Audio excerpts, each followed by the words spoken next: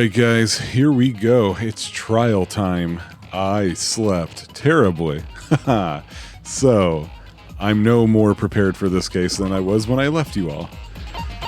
I know we have some more skills. Let's check those out. See, I should be able to equip all of them. I shouldn't have any issues with doing that.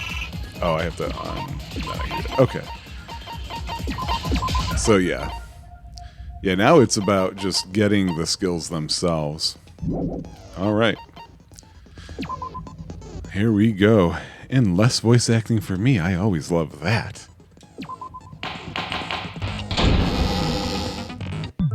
Now then, let's begin with a simp during the if you vote. Nope. I'll punish everyone. I'm sure you guys are starving by now, but let's get revved up and raring to go. Whoever survives will be treated to a fancy lunch. Guess what? Rabbit curry is on the menu. Huh? I'm not the main ingredient, right? I'm here today because Coach Nekomaru risked his life to protect me. I'm gonna be the one who avenges him. I'll definitely find out who the killer is. I'm definitely not tempted by curry. Got it? Akane, you seem to have an impressive amount of drool flowing from your mouth. Hey, why don't we try going over the incident? We weren't able to leave Strawberry House, so I want to make sure we get a detailed understanding. I discovered Nekomaru's body a little before 7 a.m. I headed over to Grape Tower from Monokuma Taichi and found the body there. Hajime and Chiaki were also with me.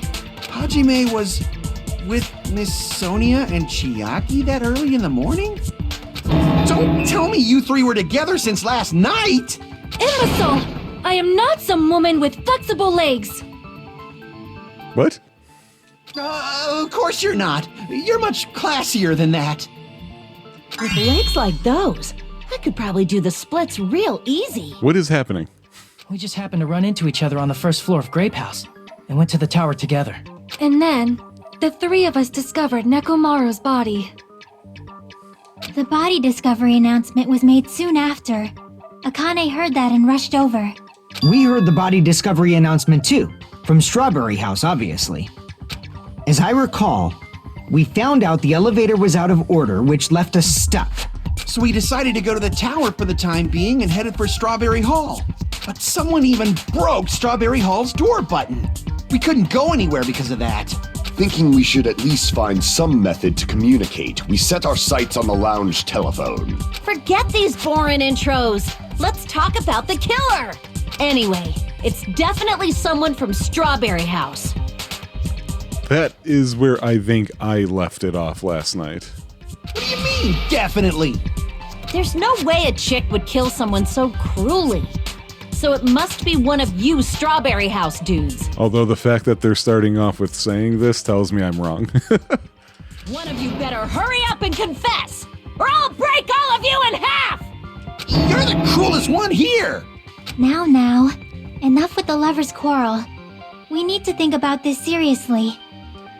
We don't have the luxury of discussing irrelevant things.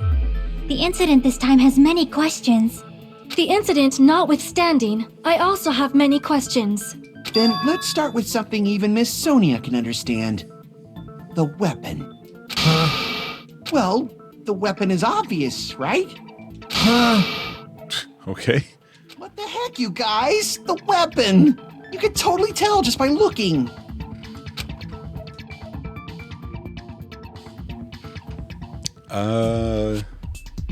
I don't know if he's thinking pillar or hammer.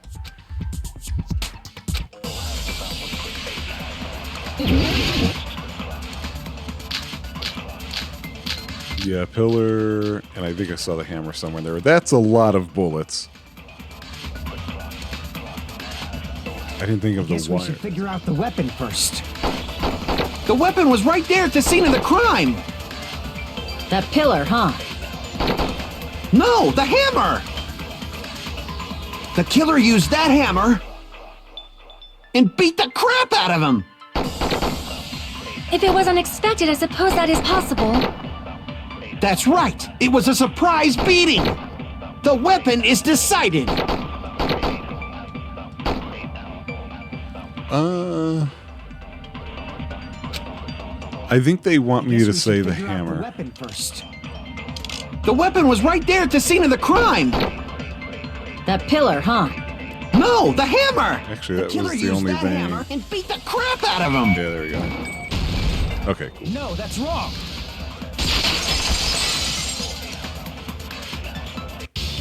No, I can't accept that that hammer was the murder weapon. Why not? Why can't you accept it? A lot of oil was flowing from Nekomaru's body, just like human blood, right? If the hammer was used to beat Nekomaru, you'd expect some oil to be on it at least. But that hammer was clean. So that's why you can't accept that it's the murder weapon. Yeah, but the killer might have wiped off the oil later. Why? Well, obviously, to make the hammer look like it's not the murder weapon. Then why bother cleaning the oil? If they didn't want it to look suspicious, they would have discarded the hammer. Right. You're pretty insightful, baby gangsta. Baby gangsta? Me? Just so y'all know, I was trying to test you guys. I thought maybe you guys mistook the hammer for the weapon or something. It seems that was a waste of time. Then what was the real weapon used to murder Nekomaru? That's the problem. There wasn't anything else at the crime scene that looked like a potential weapon. Then, how about we look at it from a different angle? If it doesn't have oil on it, it's not the weapon. So whatever has oil on it must be the weapon, right? Okay, we're talking about the pillar here. The broken pillar. I see! The only thing with oil on it is that broken pillar. Then that pillar is the weapon! Coach Nekomaru got clobbered with that pillar! Nobody could withstand a blow from that pillar. Even if you used 100% of your muscle strength, it would be impossible to wield it as a weapon. Why? We tried to move it, right? Yeah, I remember. Yeah, that pillar was pretty frickin' heavy. But there's one dude who could have lifted that pillar. Huh? Who are you talking about? Coach Nekomaru's robot body! With that dude's super strength, lifting a pillar would be real easy. So, he lifted the pillar, and then what? Did he use it to beat himself? Yeah, I don't know what the plan is here with this. You mean Nekomaru killed himself? Don't be stupid! He ain't the type to commit suicide! Then even if Nekomaru could have lifted that pillar, it has nothing to do with the case at all. Well, I guess you're right. What the heck?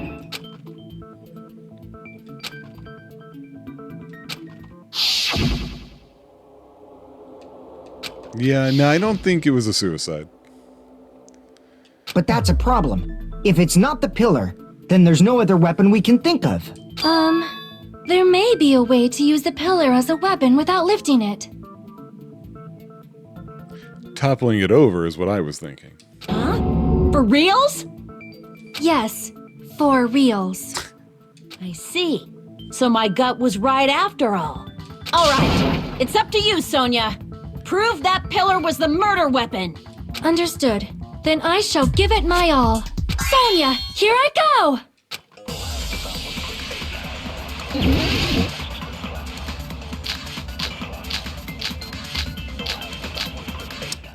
I have no idea. It's either pillar fragments or the other thing. The pillar fragments were the things below There's him, right? no need to lift that pillar. If the pillar was not lifted, beating him with it is beyond a dream. What about tipping the pillar over? They aimed right for his head and bullseye. I was thinking that. Even after you I did could that. probably tip it over. Considering the pillar's weight, it probably exerted a ton of force. Sonia, you go, girl! I'm getting hella excited! Nobody says hella anymore. Oh, so... There's no need to lift that pillar. Oh, this is the proof it was tipped not over. Lifted. Okay. Beating him with it is beyond a... What about tipping the pillar over? Got there before No, the that's other wrong. stuff did.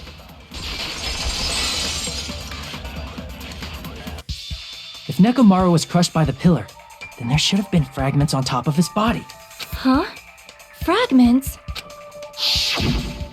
The pillar fragments were scattered beneath Nekomaru's body, but there weren't any on top of his body. Oh crap. I'm doing that thing where I'm getting the right answer by accident again. I was taking that as proof that the pillar might have toppled over for some reason. That's not what they were going for. They were saying, so we're saying that the pillar was not the weapon. Okay. If the pillar had been tipped over and crushed him, the fragments should have been on top of his body instead. I briefly considered that too, but it's probably not what happened. I see. That was entirely my bad. If they didn't tip it over, then how did the killer murder Nekomaru with that pillar? How much longer are you gonna focus on the pillar? Just let it go already. There's no way I can let it go. I'm positive that Nekomaru was killed by that pillar. Interesting. Why?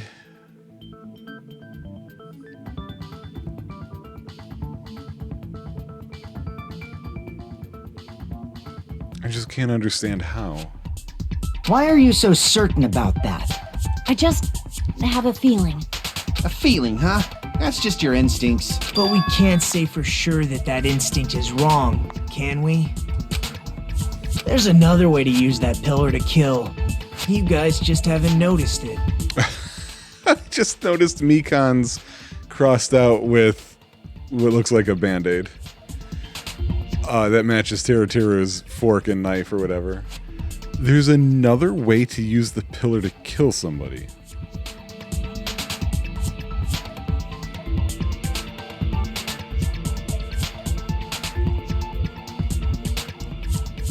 I'm drawing a complete blank. Is that true? Then I shall ask you, what way is that? Please. You guys, the same as usual. You're unable to clear a path to the future with your own powers, so you just stand there and falter. What a waste of talent. And you all intend to fight the Future Foundation? You make me laugh. What did you say? Regardless, it's not like I want to die with the rest of you. So I guess I should lend a hand. Hey, Nagito, what the hell happened to you? How come you're not talking like a lunatic anymore? I've learned a valuable lesson. Ignorance is by far the greatest shame. Huh? What do you mean? Who cares? Just tell us how the pillar was used to kill. Well, first of all, the pillar itself is not enough. But when combined with a specific item, there's a way it could be possible.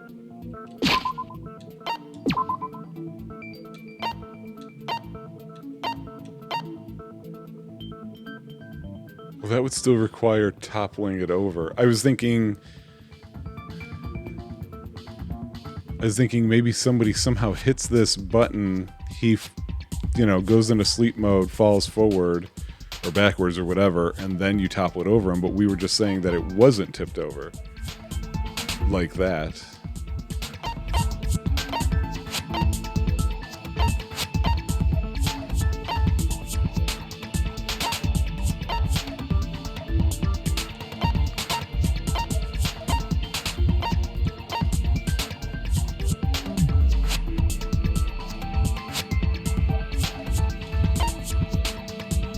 Nope, still don't know. A specific item? Of course, the ultimate weapon. Ultimate weapon? Isn't that the thing you get when you clear the final dead room? So, Nagito knows what the ultimate weapon is? Of course I know, but I'm pretty sure everyone else has seen it, you know? Really? We've seen it? That's right. You've seen it clearly. Because I, the one who has claimed dominion over evil, am the ultimate weapon. I am he who cuts the insolent catalyst which flows out from the chaos with the sword of victory. It's only fitting that I deserve to be called the ultimate weapon. No, you are far greater than the ultimate weapon. since you wield your 4 dark devas of destruction. Don't help him. I see. I do think that's my favorite part of his character. I don't know why, but I'm not liking this. Cut the bullshit and say it clearly. What is the ultimate weapon? In order to clarify that, we first need to solve the secret of the funhouse. Okay, I think that is getting into what I tried to say last night about the way this building is built. So, this is going to be the moment of truth for me. The secret of the funhouse? You still don't realize it? Jeez, get it together. You're supposed to be the symbols of hope, aren't you? Ah, I forgot. Except for Hajime, of course. Except for Hajime? If we make it out of this, I'll explain it to you guys. Anyway, we must first clarify the secret of the funhouse, right? Then I think it must have something to do with the structure of the funhouse. Strawberry House leads to Strawberry Tower, and Grape House leads to Grape Tower. But in actuality, they are both the same building, and both houses are linked to the central tower. I think they're linked in that tower. I don't think it's a central structure. It is undeniable that such a sweet building structure is the secret of the funhouse. Why is she trying to use all this lingo all of a sudden? Man, not only does that make perfect sense, but Miss Sonia's beautiful voice is just so soothing. Faux show! I shall leave this matter to your discretion. Okay, dog.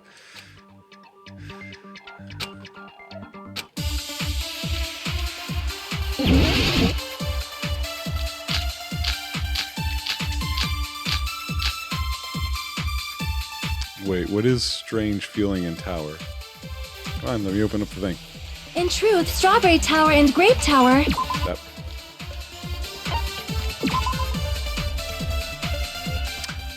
Okay, yeah, that's what I need. are actually the exact same place. Oh, yes. That's the secret Shit. of the funhouse. Oh, I didn't even pick it. Is that really it? It's weird to say they're both the same price. I mean, the walls are different colors. Oh, wait. And the designs on the floor are also different. We've already settled this problem. Give it 10 years before you argue with Miss Sonia. What? I need to agree. In truth, Strawberry Tower and Grape Tower are actually the exact same place. No, that's wrong. I thought it was an agreement. Both of those towers, are they really the same place? Oh, wait. I thought Hajime also figured it out. I guess that's the thing that happens in games like this when you have to remember your character may not be where you are. I find that very frustrating. But I understand why it's real. Why are you asking that now? Do you harbor a grudge because my kingdom destroyed your homeland? If it did, yeah. Hajime, I won't tolerate any sort of rebellion. I mean, doesn't it seem strange? When we went to Grape Tower from Grape Hall, Nekomaru's body was in front of the door to Strawberry Hall. But when we went to Strawberry Tower from Strawberry Hall, his body was in front of the door to Grape Hall. It's probably some kind of trick, like the floor rotating 180 degrees or something. If it is, then see? That means it could have passed as the exact same place, right? No, because we've got the issue with the different door handles. If so, then what? Do you seriously think such a simple answer is the correct answer? Does that mean he's wrong?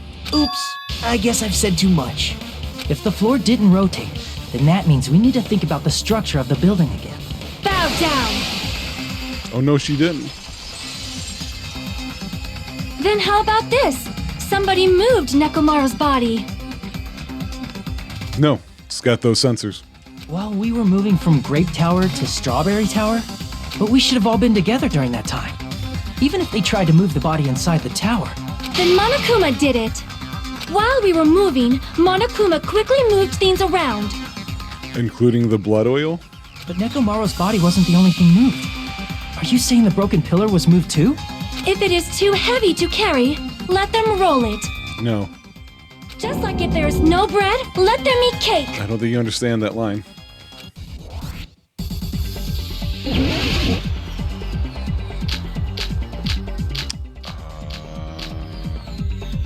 Oil on the floor. Or is it tipped over pillar? There are many different ways. Hey, The body in the pillar could game, have been there we go. moved. The pillar could have been rolled. And Nekomaru could have been moved piece by piece. I decree it was Monokuma's doing. Jesus, why so many cuts? I just upgraded that thing. Moving the body and the pillar in such a short time. That might be hard even for Monokuma, don't you think?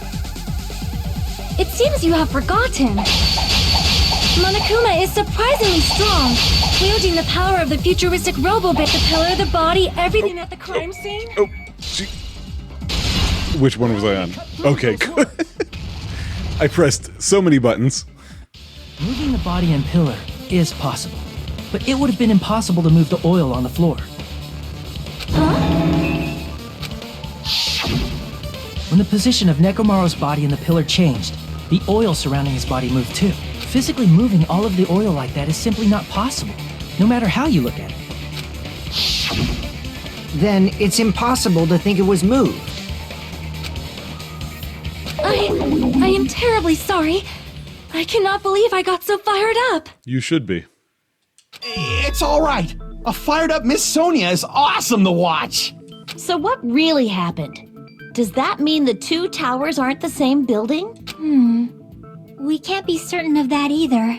Not when the experiment involving the handbook I left on the tower floor was a complete success.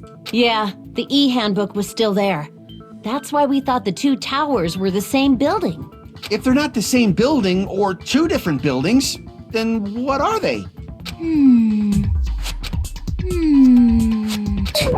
No idea, huh?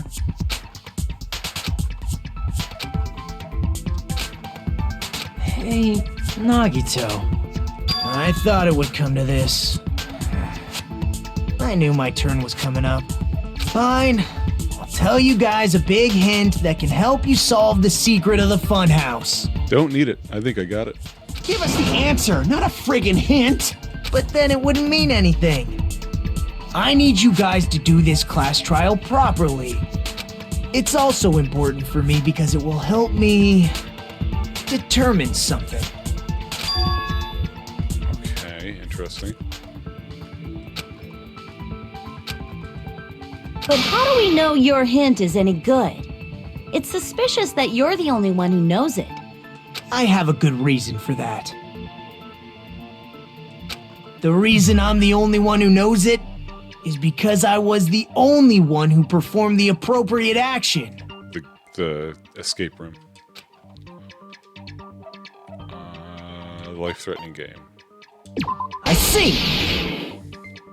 You're talking about the final dead room, right? You cleared the life-threatening game there and found something, didn't you? That's right. The hint is what I saw after I cleared it. In the depths of the final dead room, there was a hidden room surrounded by concrete. And there, a small conspicuous window waited, all by itself.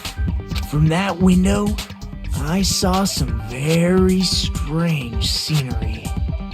Strange scenery?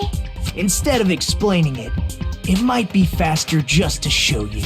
Okay. At an opportune time, I found a perfect camera in the final dead room. Oh, did he take a shot of it? You took a picture? Yep. See? This is it.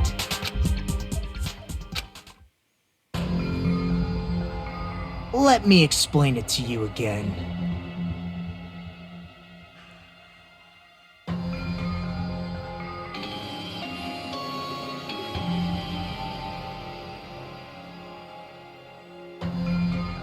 I'm not really sure what I'm supposed to take from this image.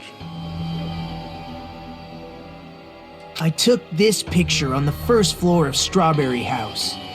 From the secret room Oh. in the final dead room. Okay, I remember having that question. Okay, he took this from the first floor of Strawberry House, which means that Grape House is the real first floor then, if my whole stacking thing is right. I'm still surprised, unless because I also had the idea that they might be on the same floor. No, I don't think that works anymore. But don't you think it's weird? If the funhouse's structure is what you guys have been thinking, then there's lots of things that don't make sense in this picture. Right, the treetops. Then let's begin. Shall I call it thinking time? Okay, that was spooky, but also, are we adding a new game? Oh no, it's just this. I'm gonna click the trees. Here. Okay. You said this photo was taken from the hidden room inside the final dead room, right? If that's the case, then that means it should have been taken from the first floor of Strawberry House. Yeah, it should have been. Then this is definitely strange. This photo doesn't look like it was taken from the first floor. The angles suggest it was taken from higher up. I see. And is that it?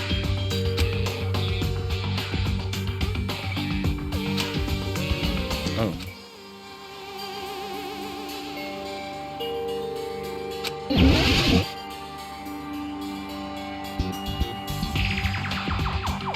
I feel like this is the hallway. Is this the tower? So there shouldn't be a floor below. No?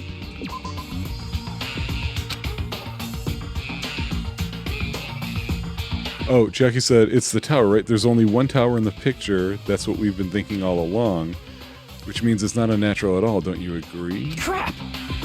Wait, what? Hang on. I'm not sure what it wants me to select here. What is the question? No, I wanted the question. Can't see the question. Great.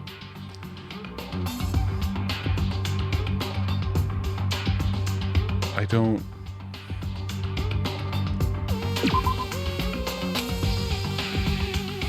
So is it this? No? Oh my god. I wish I could see the question again. That would be great. Nope, sure can't. I have no clue what they want me to select here. It's... How is it not that? How are we not arguing... Oh my god.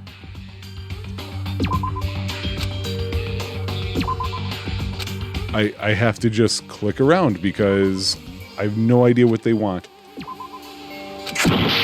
Okay, well, I guess I have to look this up too. That's awesome. How am I going to look this up without spoiling something, though? Why can I not access the stupid thing to read what he said? Well, I'll be back in a second, I guess.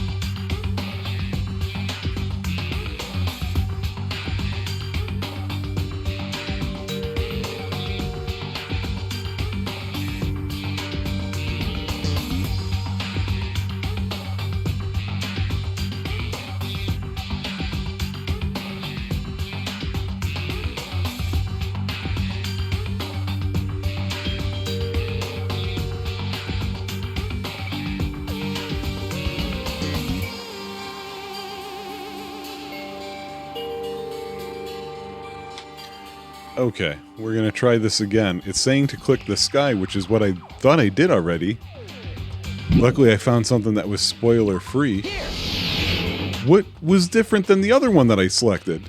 If the structure of the funhouse is what we thought it was, Like, no, I'm sorry, that really ticks me off a lot. Because I clicked the sky on the other side of the tower, it wasn't the same sky? Like, what? How do you not account for that? That's shockingly lazy. Or there is something I completely don't understand about that picture. But that was kind of ridiculous. Can I do the thing? Now I can look at this. His question was... Oh, good. It's got all the times that I did that. So I bet you I clicked on it so many times I can't even see...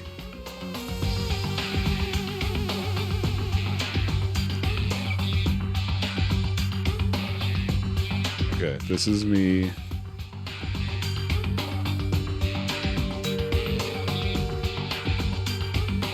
Oh, he literally just asked if that is it. Ooh, that's not the first time I've had to look something up in this game because of that weird binary puzzle earlier.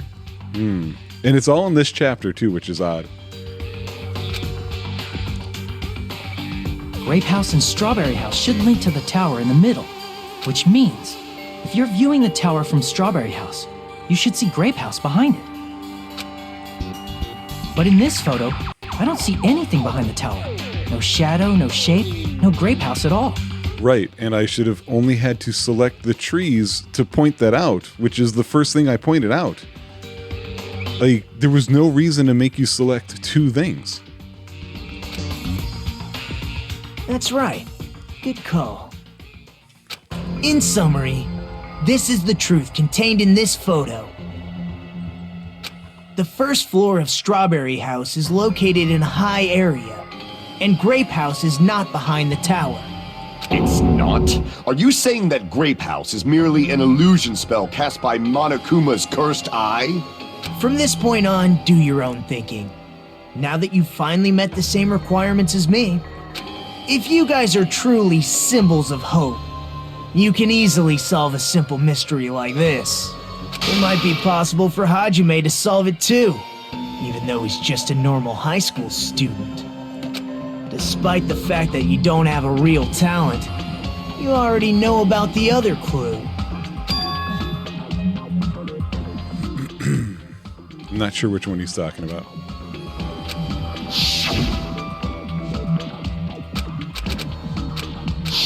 You're referring to when you suddenly appeared on the second floor of Grape House, right? I'm asking you just to be safe. At the time, where do you think I came from? The top floor, right? Such sharp eyes. So you realized it already. Top floor. So the third floor?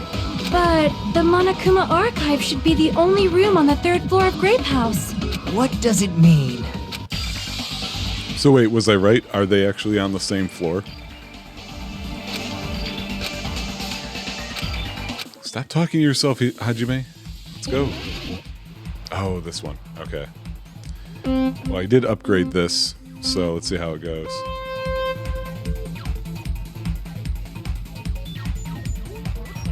Oh wow, that's a lot longer of a jump.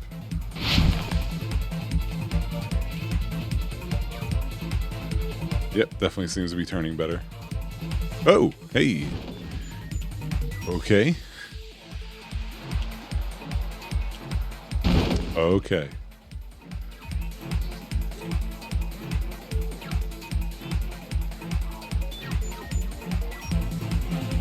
The Strawberry House and Grape House both exist. I mean, yeah?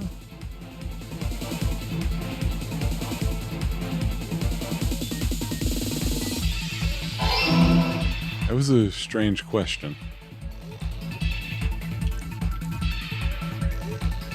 I see what it's doing now. Oh no, that I know exactly what that means. It's gonna. Yep, I knew it was gonna start doing that.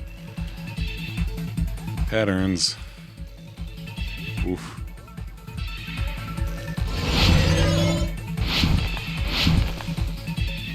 Oh, question 2. Strawberry House and Grape House the same building or two different buildings? I think they're the same building.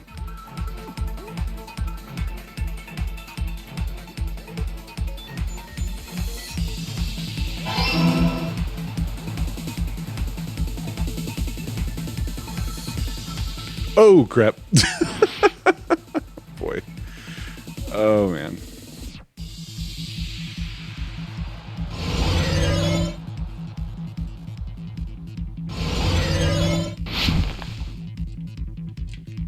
Again.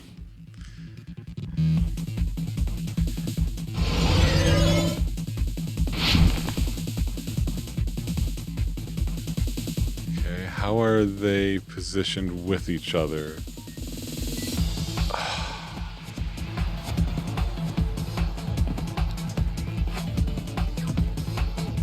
I originally thought vertically because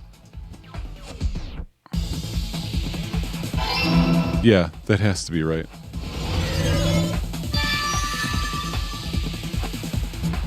So did I get that right? I can't really tell. It's all coming together. Okay, I think that's a good sign. Got it. I know the secret of the funhouse.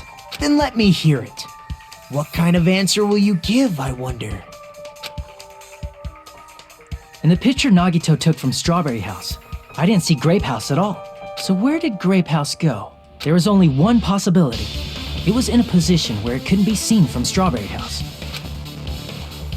Which means Strawberry House and Grape House are in the same building, but on different floors. Same building, different floors? Then the two houses aren't two different 3-story buildings. They're actually one 6-story building?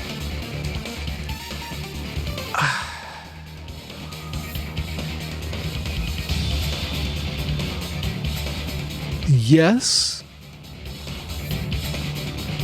But I don't know if they're interpolated or not. If you think about it like that, based on Nagito's picture, it's clear where Strawberry House is located. Strawberry House is located... okay, he took the picture from Strawberry floor 1. So Grape House is below. Wait. But we're talking about Strawberry House is above. I see! On top of Grape House. That's where Strawberry House is located. On top of Grape House. Because of that, the photo taken from the first floor of Strawberry House was at a high angle. Altogether, this means the first floor of Strawberry House is also the 4th floor above Grape House. Okay. Yeah, okay, so they're not interpolated. Oh, snap! I never expected that the two houses were connected vertically. But what about the shape of the building? The two houses were completely different shapes. They were also different sizes.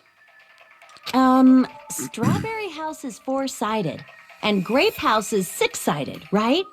It never occurred to us that they were the same building because it was structured with two different shapes. A quadrilateral and a hexagon, overlaid atop each other to misdirect how we would perceive them. And it worked, didn't it? Disregarding the tower, we fully believed the two houses were two separate, distinct buildings. In order to conceal the unique design of the funhouse, Monokuma put us to sleep so we couldn't look at the outside of the building when he brought us to it.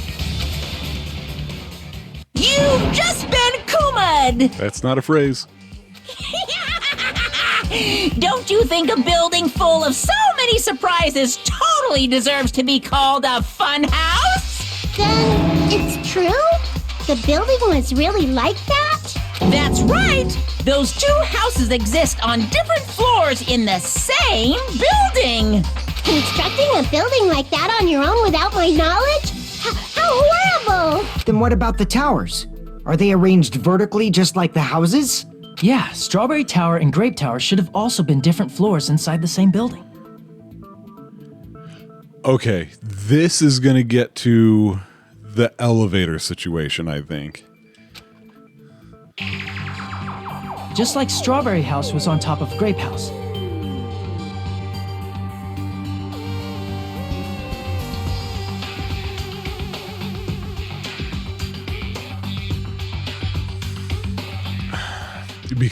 Because this creates... I think this sketch is right. However, depending upon which house you're in, that hall is on the opposite side from the other. So I think the elevator has to do a weird little...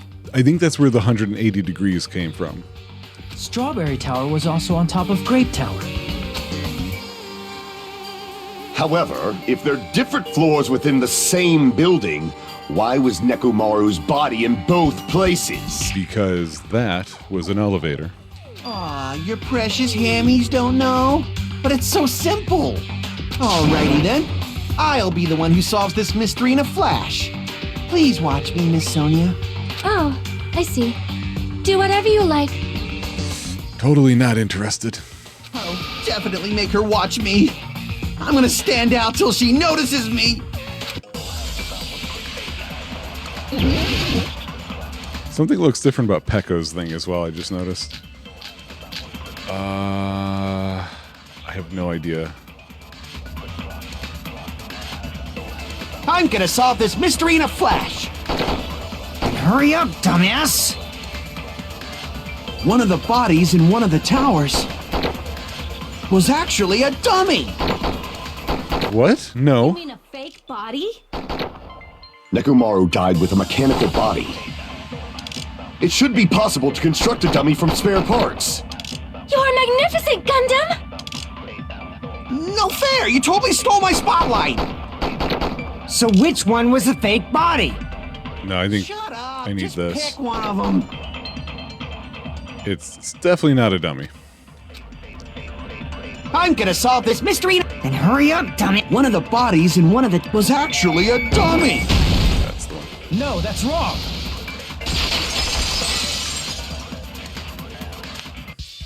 Nekomaru's body wasn't a dummy.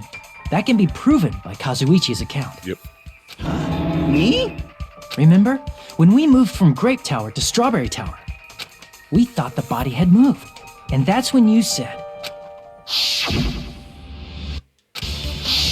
Right up until that moment, you were disassembling Nekomaru's body at Grape Tower, right?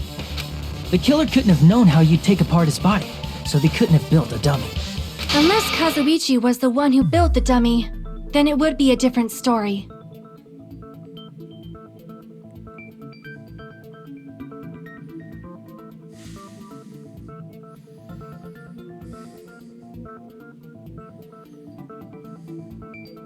Okay.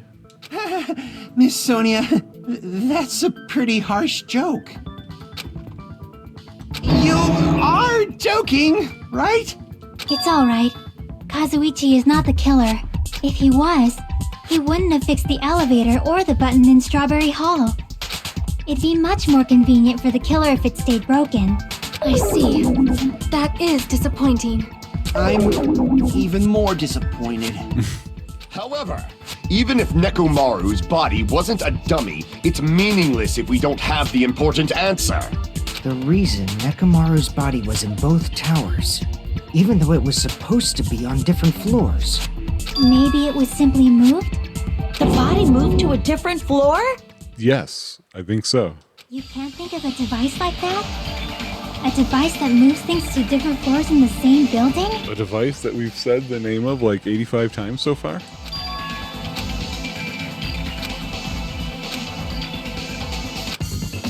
Oh, do I have to spell it?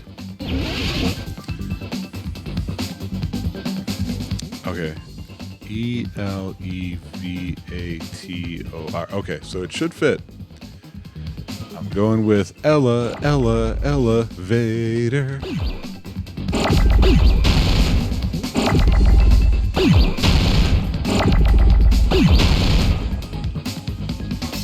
Yeah.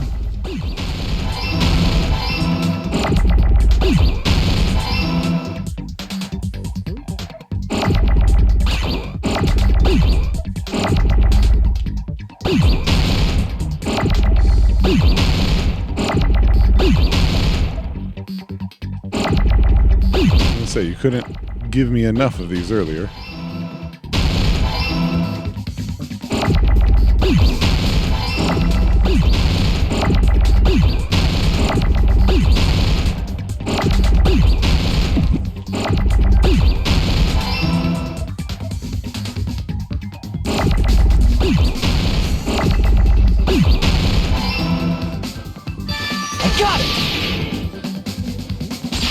Wish my life would go up a bit. You must be talking about an elevator. What? Are you saying Nekomaru's body was transported using an elevator? Where the hell is this elevator anyway? It's the tower itself. The inside of the tower is one big elevator. Which means the tower was designed so that the whole room goes up and down like an elevator. I think we started originally in Strawberry House. Right? Well, no, I guess it wouldn't matter. Never So mind. whether you enter from Strawberry Hall or Grape Hall, it all leads to the same room, right? So that's why we could only enter it from one side or the other. Now that you mention it, sometimes when I pressed the door button, it took a while for it to open. Right. Yeah, Pecco's cross is a little weird too. Is that supposed to be her sword and sheath? It's weird that only some of them are like that, though. I see. We were basically waiting for the room to arrive, just like an elevator. Please hold on. If the inside of the whole tower ascends and descends like an elevator,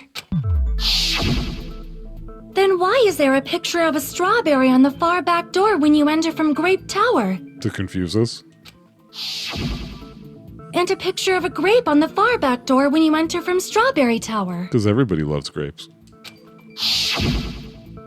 If the room just moves up and down like an elevator, there's no reason for the doors to change. Yes, there obviously is. We talk about people setting up the scenes like this all the time.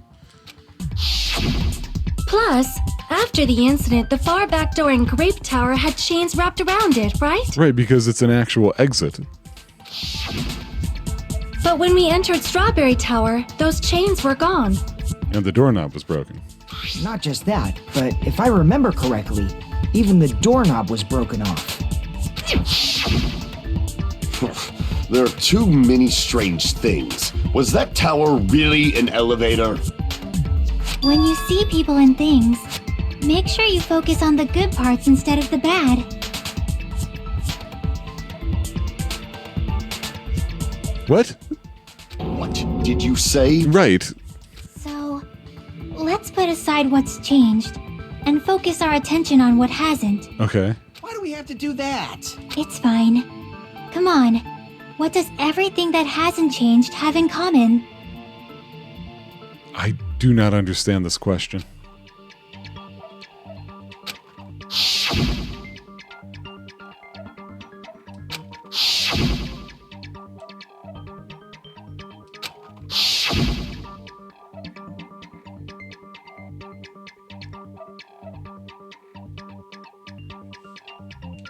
Oh, okay, I gotcha.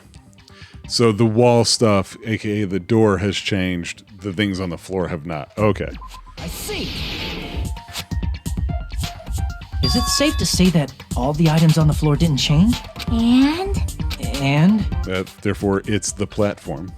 Why did the picture on the far back door change? If you can figure that out, you'll have the answer. I have the answer. The reason is because that elevator has something unique about it. Oh, wait. Maybe I don't have the answer. What are you talking about?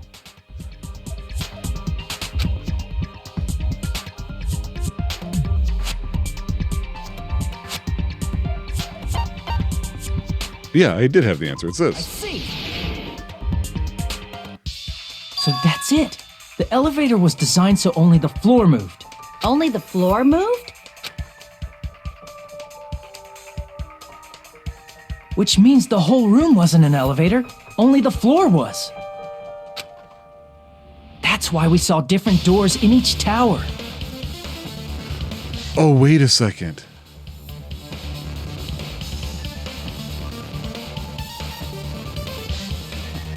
No, why wouldn't they all fall then?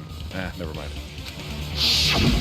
Which means on the first floor of Grape Tower, the door on the far back wall had a strawberry design. And on the fourth floor, which was Strawberry Tower, a different door on the far back wall had a grape design. Then, where do the different floors lead?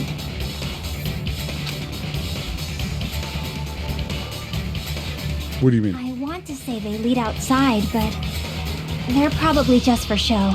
Okay. Oh, yeah, I guess. That makes sense too.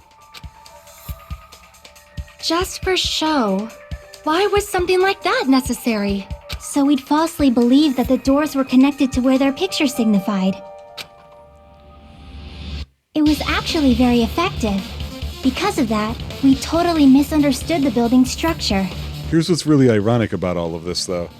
Just like, I think I said this in the last episode, none of this seems to help me figure out who did this. I'm still not even entirely sure how it happened. And yet, I feel like I've been on top of this for a bit, but I feel no closer to knowing who did what. I don't get it. But I guess it means whoever designed this building had a totally twisted personality. Did you hear that, mon ami? Don't blame this on me. Take responsibility for yourself. Then I'll take responsibility and gently caress you. Wait, there's no way that's gonna happen. Stop with the tasteless jokes. By the way, what does the chain on the far back door in Grape Tower mean? It was probably wrapped there by the killer to keep us as far from Strawberry Tower as possible. Why? Because of that chain. You guys thought you couldn't enter there, right?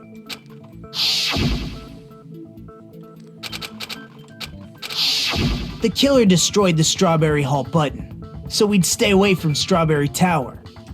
Everything was done to tamper with the evidence, so we wouldn't find out about the secret of the funhouse. The appearance of a body in the tower would contradict what we thought we knew about the building. In that situation, if we'd gone to Strawberry Tower, we'd have seen that contradiction firsthand. And using that as a clue, we might have discovered the truth. The truth that the two houses and the two towers are actually one complete vertical building.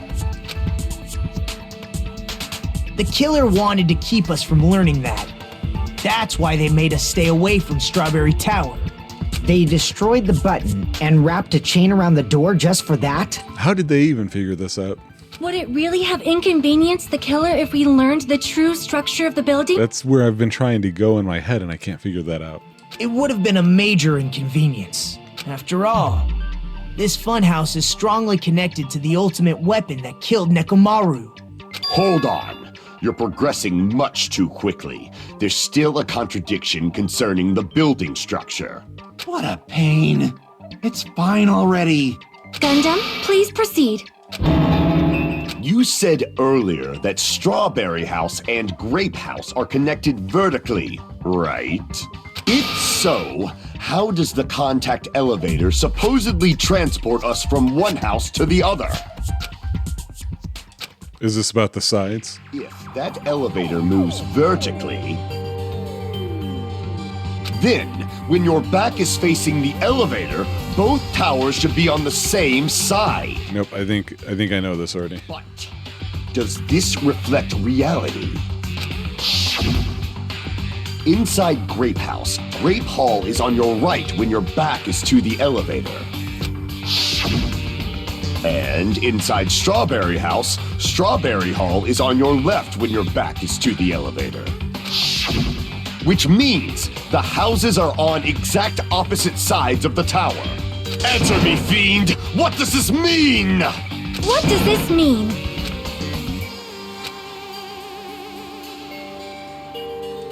Yeah, no, I'm on you. Okay, they just showed you that. Why do you have to see it again?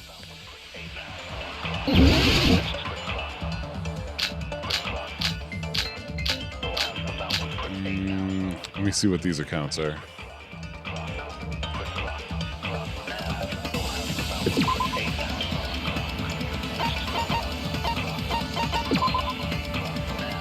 Okay, that's probably it.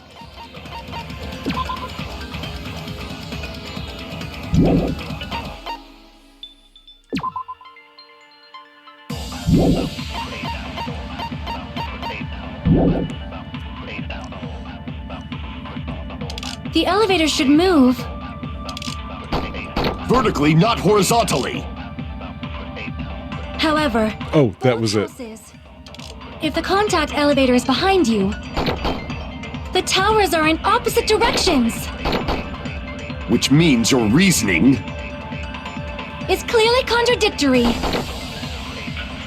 What's with this iron curtain of teamwork? Yep, I got it. Let's go. I didn't expect it so The fast. two houses are connected vertically. The elevator should move. Vertically, not horizontally. No, that's wrong!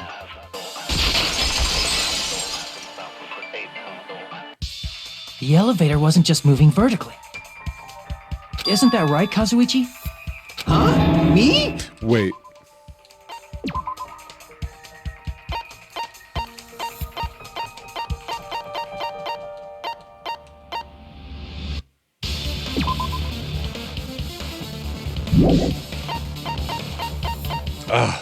The pictures I want to look at are never here. I don't think we have the shape of the buildings right. I think we have the shape of the interiors right. I think the shape of the building, I think each floor is the same shape.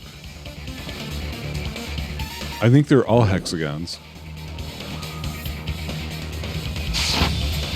Come on, you used the elevator while you were holding that compass Nagito gave you, right? Ah, that. Yeah, it was pretty strange. From start to finish, somehow the compass needle rotated 180 degrees. Rotated 180 degrees? Meaning, as the elevator moved between the two houses, it also rotated 180 degrees. It was probably following the building's perimeter as it rotated to the other side. Yeah, but... Oh, well, I guess it would connect just fine. Okay, never mind. They're not all hexagons. Which means the exit would be on the opposite side once you arrived at the other house, right? And thanks to that, the tower we saw on our right side when we arrived at Grape House appeared on our left side when we were at Strawberry House. An elevator that rotates while it moves. Is that even possible? It's like something from an amusement park. Well, a funhouse is an amusement park attraction, you know. And since the building doesn't really need to be structurally practical, it makes for some splendid fun. That's not splendid at all. You're inhuman. You say I'm inhuman, but I'm just a bear. So I was never human to begin with. I'm different from these lowly humans. So we're done with the secret of the funhouse, right? Then let's start talking about the important stuff. What's the ultimate weapon that killed Nekomaru? And how'd they combine it with the pillar? Huh? You still don't know what the ultimate weapon is yet? It's what I found at the Octagon, you know. What is the Octagon? I haven't heard about that yet. Yeah, okay, hold on. That's really bugging me now.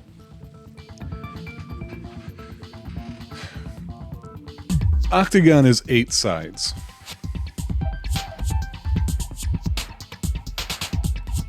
But they went out of their way to reference quadrilateral and hexagon earlier. And I think that's why I was even thinking the elevator couldn't work, because I was thinking, I don't know why I wasn't thinking that it was hitting correctly on the rectangular, the long end.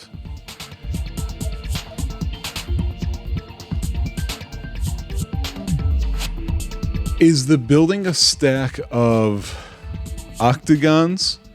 And the first 3 floors are carved out in a hexagon shape, and then the upper 3 floors are in a rectangular shape? Or it may be just the first floor? Because wait, no, he said first floor of Strawberry House. That would be the 4th floor of the building. Because there's no windows in these places, you know? Except for in that one part. Can I see the... I probably not, because I never see the pictures in here that I want to see. No, I wanted to see, because it was like a hallway going around the room. Okay, well, we'll see. Oh my... I can't believe I have to explain that now. As long as you know what an octagon means, you can solve this simple mystery easily. It's an 8-sided shape.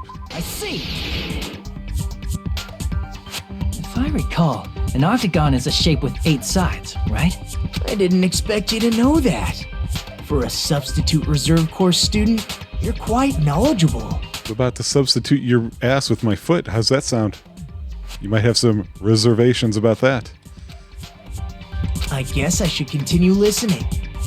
Where is the place befitting of the name Octagon? The 4th floor.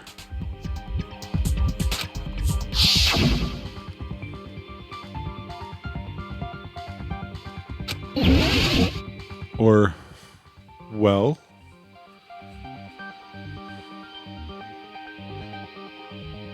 No. Hang on. It's not the 4th floor.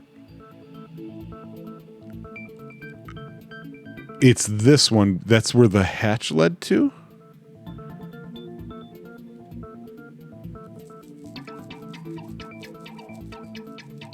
I'm going to use these seconds to try and think about it.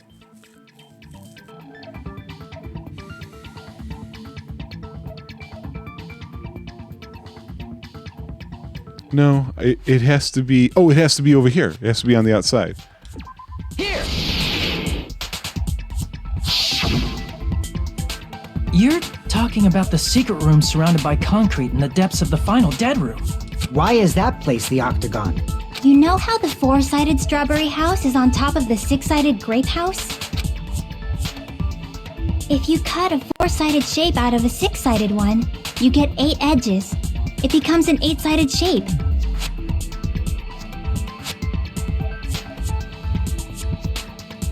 That's not how I was picturing them talking about that. Okay. Yep, you're right. That's basically the gist of it. The true identity of the Octagon is that secret room in the depths of the final dead room. It is raining very hard all of a sudden. In actuality, that place contained various weapons. Then the ultimate weapon was there too? That's a little different. I learned the true identity of the ultimate weapon at the Octagon. I'm distracted because of the rain, because it's the time of year it should be snow. Learned? The true identity of the ultimate weapon is the funhouse, which means the killer used the building structure as their weapon and killed Nekomaru.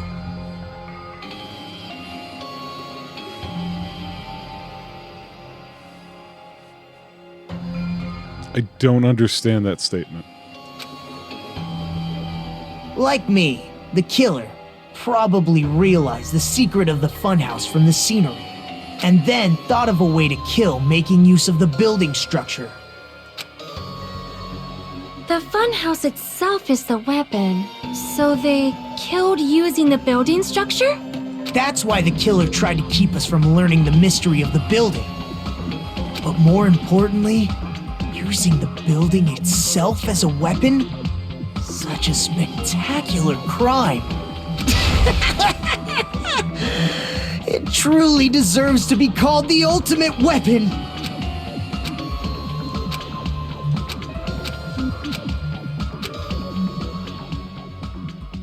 Oh, Monokuma time? Yep.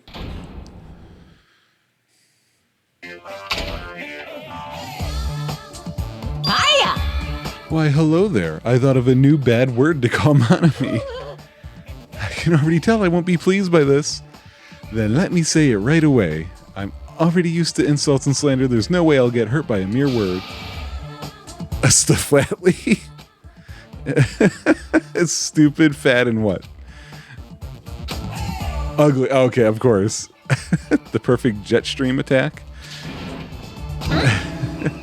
Okay, everyone, all together now.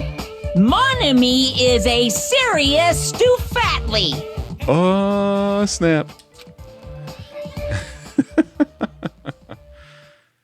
Okay, I'm going to take a quick break, and I am going to save here, and I will see you guys when I get back.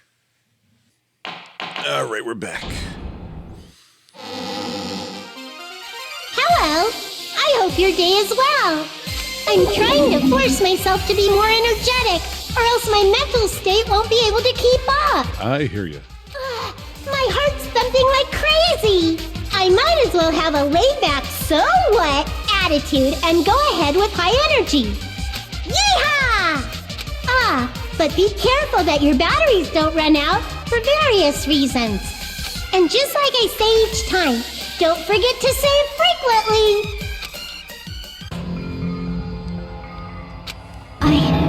I never expected the funhouse itself to be the ultimate weapon. Oh well, let's just press on ahead. Wow. Is it really alright to accept a situation so easily? I mean, that's not what's important. The thing that's really important is the killer who used the building structure. Like, who's Mekumaru's murderer? But is it really okay to believe the building is the weapon? Nagito said it, you know. There's no way I'd lie at such an important moment. I don't want to die either. What happened to the bastard who kept saying how much they didn't mind dying? He's right. There was a time when I thought I could become a stepping stone for your hopes, but I will sincerely retract that remark. Retract? I'm disappointed too, you know. If this was a... You say such falsehoods, per usual.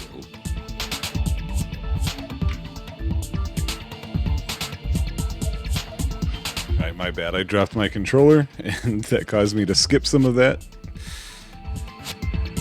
There is no such thing as murder for the sake of hope. Murder is simply murder. Forcibly sacrificing others for one's own desires. Even one as diabolical as I would avoid such actions. I see. It's fine. Let's just leave him alone and find out who killed Coach Nekomaru as fast as we can. Yeah, who I still have no idea. Just so you know, it's not like I'm getting hungry or anything, you know. Akane! You were drooling waterfalls? Don't go drooling waterfalls. Anyway, if the killer used the building structure, why don't we think about how they used it? I've been trying. I have no clue. How they killed Nekomaru. It might be better if we clarify the cause of death first, don't you think?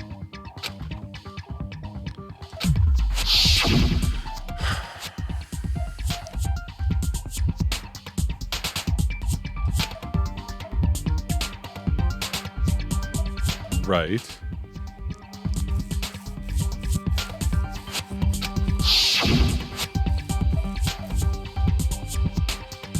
Oh god. Okay, I don't know. So let's see here. Crushed by the elevator. No. Falling.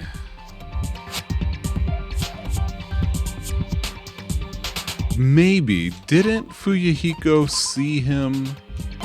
Where was he?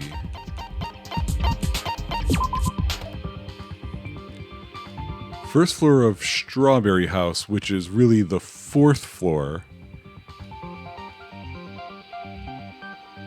Could he have forced the door open and fallen through? Okay, so that's a possibility. Dead battery, no. Beaten with a blunt object. But we have to... what uses the structure? These are the only two that use the... So he fell to his death? I see! That's it? I think he might have died from falling. Died from falling? If the funhouse's secret is that it's a structure where both towers and houses are vertically connected, then the killer made use of its height and caused Nekomaru to die from falling. Are you saying they pushed him off?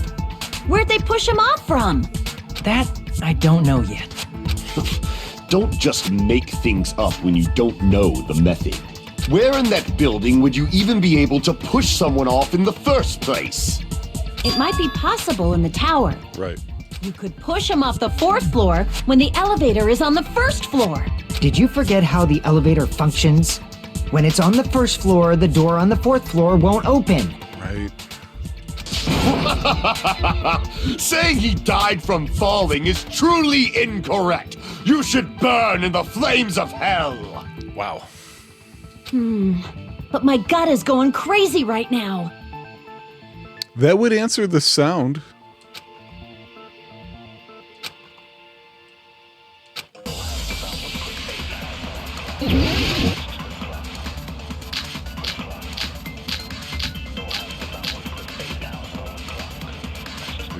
No idea. When the elevator is on the first floor, you can't go through the door on the fourth floor. It'd be impossible to shove off the victim from up there. Then, how about this? After locking Mekamaru inside the elevator, they moved the elevator from the fourth floor to the first floor and made use of the drop. Hold on! Did you forget the elevator has a sensor? Right. As long as there's a moving object inside, the other door won't open.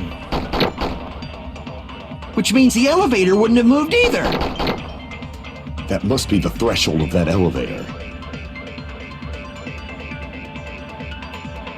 Huh. I need to look at what my bullets are again. When the elevator is on the first Good floor. night button. Oh, wait. He said moving. It'd be impossible. Then, after locking they moved the elevator and made use of the We drop. have evidence of this Hold on. being Did you used. forget the... As long as there's a moving object, it... No, that's wrong!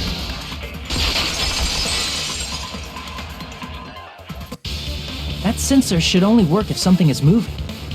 If Nekomaru wasn't moving inside, the elevator sensor wouldn't have detected anything. Could it be his sleep mode? Yep. I don't know how. When Nekomaru's goodnight button is pressed, all of his functions shut down, and he enters sleep mode. If he's in sleep mode, the elevator sensor wouldn't have noticed him, right?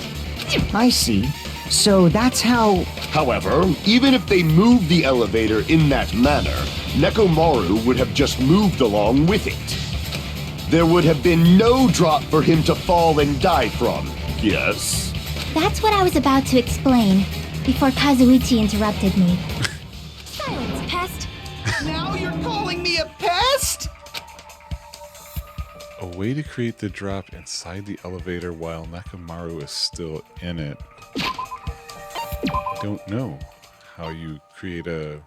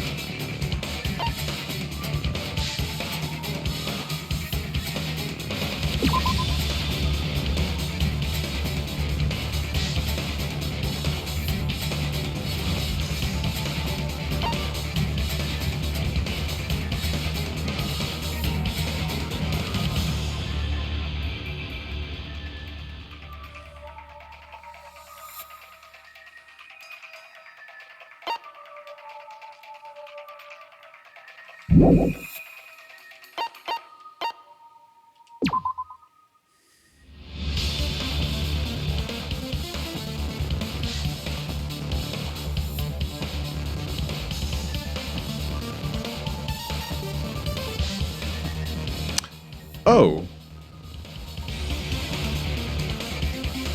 Wait.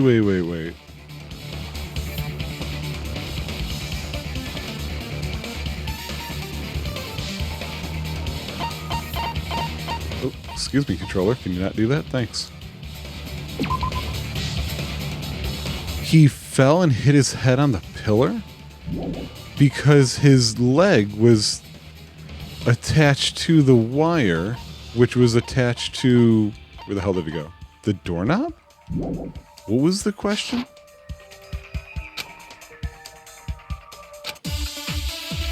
What's the game? Okay. Wire and doorknob. So it's wire or doorknob?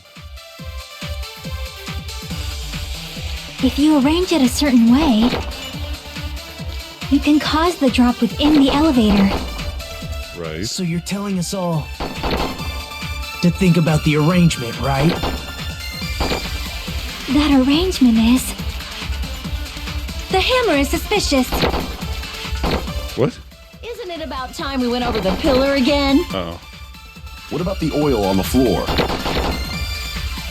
The doorknob on the floor seems suspicious. Yes. How Oh. about we all shut up and listen Shoot. to what Chiaki has Ah, to say? crap. Silence, pest. Don't be so cold. I have to agree What with if I them. start to enjoy it? Okay, I have to hit wire on doorknob. You can climb. Tell it to think about the Don't know arrangement. why I'm losing my voice. The hammer is suspicious. Isn't it about time? What about the oil on the floor? No. The doorknob on the floor seems to... I agree with that.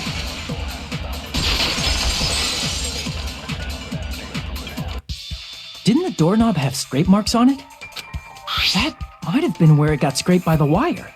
Is that the same wire that was tied around Nekomaru? The tip of that wire was tied into a loop. If the elevator moved while that loop part hung from the doorknob, If they did something like that, he would have been suspended in midair. That's right. He was suspended in midair. Huh? The killer tied up Nekomaru with the wire while he was in sleep mode, tied the tip of the wire into a knot, and hung it on the doorknob to the 4th floor. With that, they moved the elevator from the 4th floor to the 1st floor of Grape Tower and suspended Nekomaru in midair. That's right! He was so well hung! Kinda like. Oh, I thought... Okay, I had the wire pictured wrong a little bit then. Okay. You better not finish that sentence. the killer took advantage of the elevator's unique feature. Only the floor moves. By doing that, they created a drop so Nekomaru could fall to his death. How did you release him, though? Too easy. So what if they created a drop? There's no way you can make him fall and die with just that. Right. Why? If Nekomaru is suspended in midair like that, then how do you get him to fall? Because if he's suspended in midair, he won't die if he doesn't actually fall. Right. He's right. I don't know how I rebut him. Good God. Even if they suspended Nekomaru from... How would they make him fall? There's no one in the tower to push him off. There's no way they could do that. It doesn't mean someone had to push him off. It's possible that he fell on his own. What? Nekomaru fell on his own? Nekomaru should have still been in sleep mode, right? If he was sleeping, there's no way he could do that to... Now's the time if you want to take that... But in that case, you still won't be able to explain the drop. Moving the elevator with Nekomaru inside is just impossible. End of This? story. Shoot. I was...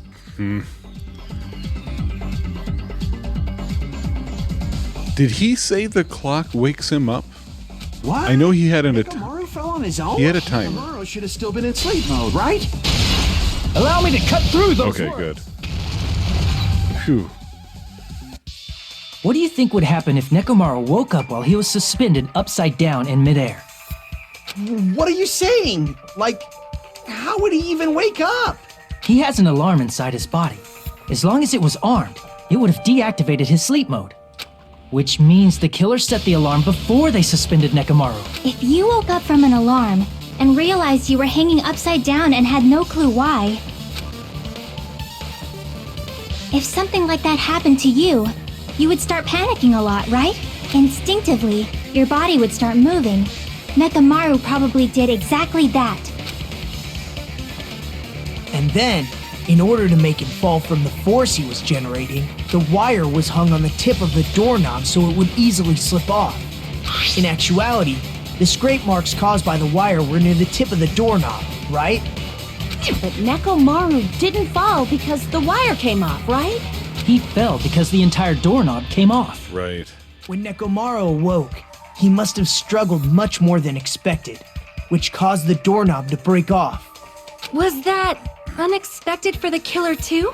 Well, that's probably it. If they knew it'd leave behind evidence like that, they would have at least tried to do something to cover it up. Yeah, agreed. This is an interesting one.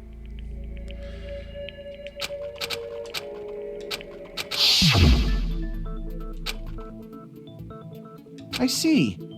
So that's how Nekomaru fell to his death. Do you finally understand now?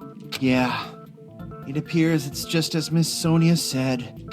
I'm just a pest. No, I'm not just a pest. I'm a total fucking pig. Isn't that right, Miss Sonia? If I'm a fucking pig, you can say so. Oh, this is getting weird again. No, I believe you gave your all. Hey, why aren't you teasing me anymore? This guy. He gets off on this. So thanks to that alarm, Nekomaru ended up falling while he was still hanging upside down. That doesn't mean he just crashed straight into the floor. Of course, you know that too, right? Right, yeah, the pillar. I see! When Nekomaru fell to the floor, he ended up colliding with the pillar. Isn't that it? Finally, the pillar! So that's how the pillar shattered, and why oil was spilled all over the place. See, I told you the pillar was the weapon. My gut was totally right. Well, the pillar was a bonus. It's not even clear if the killer intended that, or if it was just a coincidence. At this point, it is quite difficult to find a clue that will lead to the killer. Then what about the alarm? I'm positive the alarm was set for 7:30 a.m. And if we map it out from there... Hold on, baby gangsta. Stop calling me baby gangsta! What'd you just say? Did you say the alarm was set for 7:30 a.m.? You didn't check it yourself? Nekomaru's alarm was set for 7:30 a.m. Nah, that's impossible. Oh, that is impossible. Wait.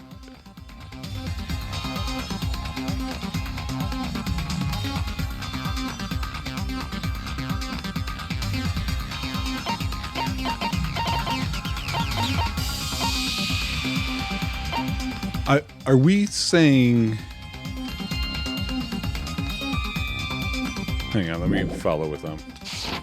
Because even though I slept in a little, I still got to the tower at 7 in the morning. Now that you mention it, so did I. There was no way I could be late for Monokuma Tai Chi, so I left for Grape Tower before 7 a.m. And if we found Nekomaru's body there, it would have been before the 7:30 a.m. alarm went off. It appears yet another contradiction has been birthed. No, I thought the wall clocks were wrong. How were you able to discover Nekomaru died at 7:30 a.m. when you went to the tower at 7? That's what I want to know! Come on.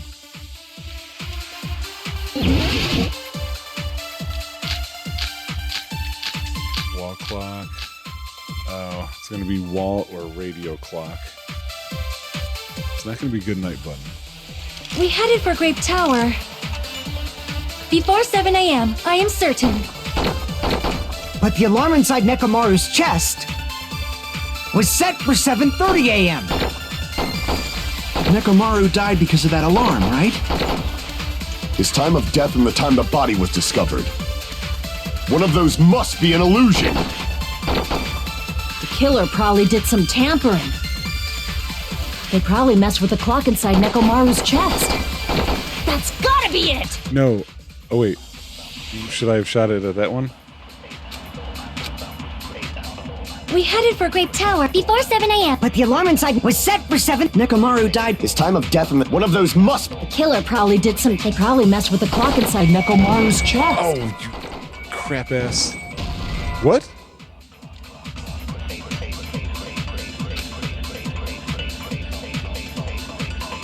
Damn it! Why was that wrong? We headed for Grape Tower. Before 7 a.m., I am certain. But the alarm inside Nekomaru... Oh, I have to disagree with her. Nekomaru Okay. died. His time of death and one of those must be... The killer I see. probably did some... They probably messed with the clock inside Nekomaru's chest. There we go. No, that's wrong. I was trying to say something else. No, the clock inside his chest was a radio clock, so it would have been impossible to mess with. So you're saying there's no way the killer could have tampered with the clock? With that one. Maybe the clock Miss Sonia saw was the one that got tampered with. Right. The clock inside Grape House? No.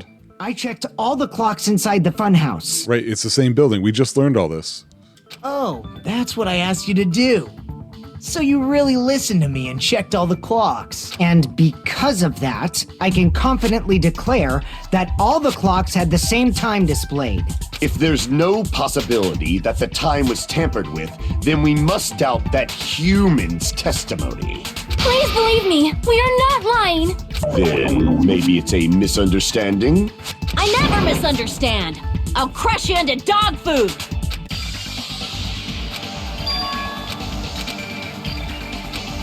Come on. Oh my god. I hate that so much.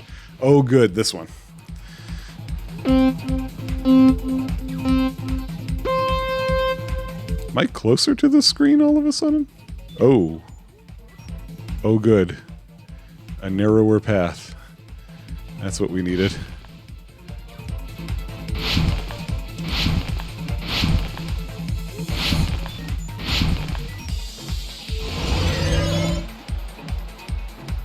Okay.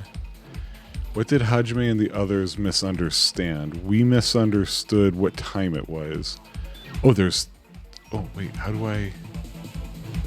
Oh, I'm already on it. Okay. Yeah, time in the building.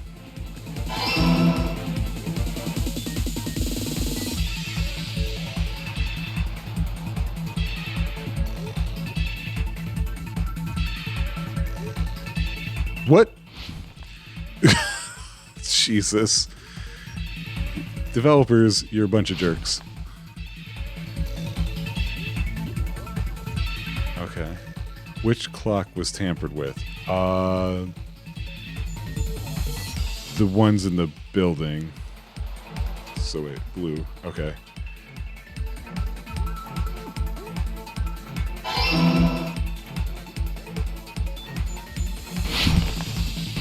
Hey. Ho. Ah! Oh!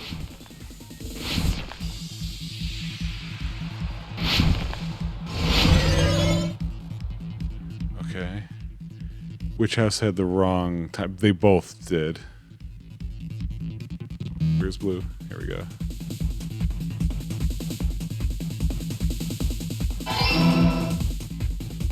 Oh, still going. I thought that was the end of it. Okay. Ay, ay, ay. It's all coming together. Glad I got those upgrades. You said you checked all the clocks inside the building. Isn't that right, Fuyuhiko? Yeah, none of the clocks had the wrong time. But what if all those clocks have been messed with? What? All the clocks? So even if you checked all the clocks inside the building, there's no way you'd have noticed it. I see.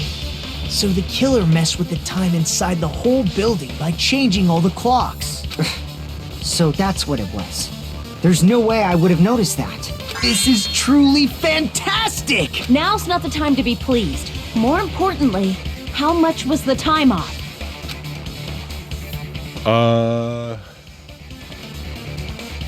What did the Monokuma file say?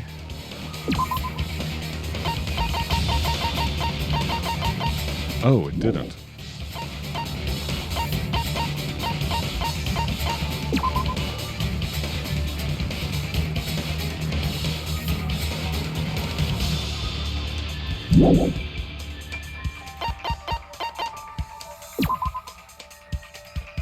So, 2 hours then.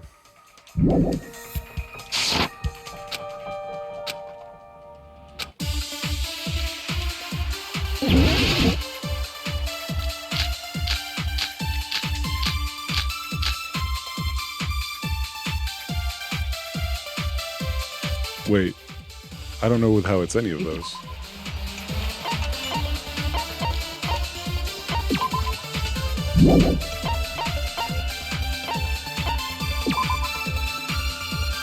Oh, okay. Her account is going to be it. I'm already set there. Then we can only rely on Nekomaru's radio clock. The time of death was clearly 7:30 a.m. Yes. The problem is, what time would 7:30 be in our time? Are there any clues that can be used to narrow that down? If Yes. only I heard the sound sound when he fell. Oh, you did. I agree with that.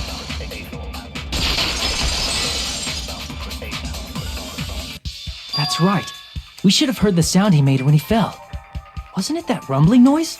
Rumbling? I thought it was just an earthquake, so I went back to sleep.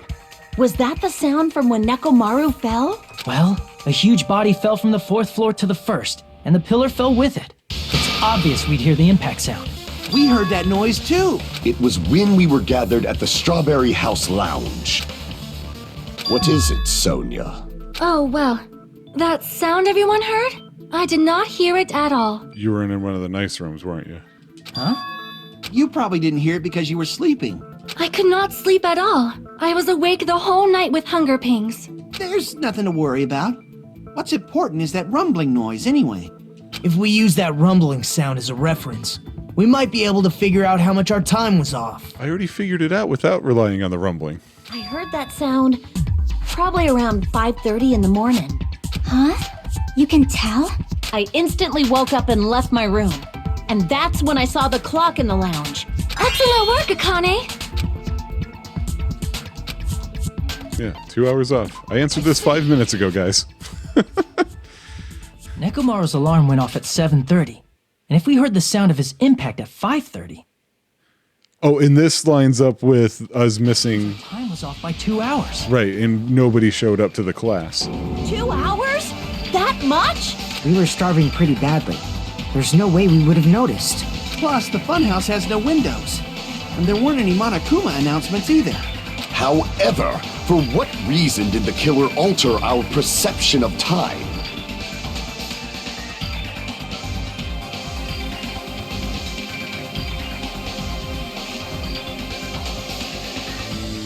The reason is obvious. So they can lure out just Nekomaru.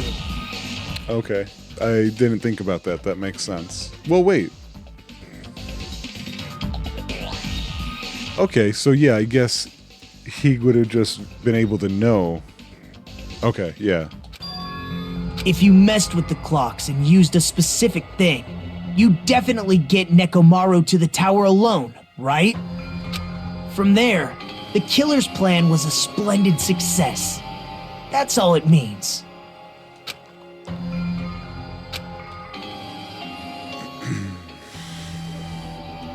Oh, yeah, right.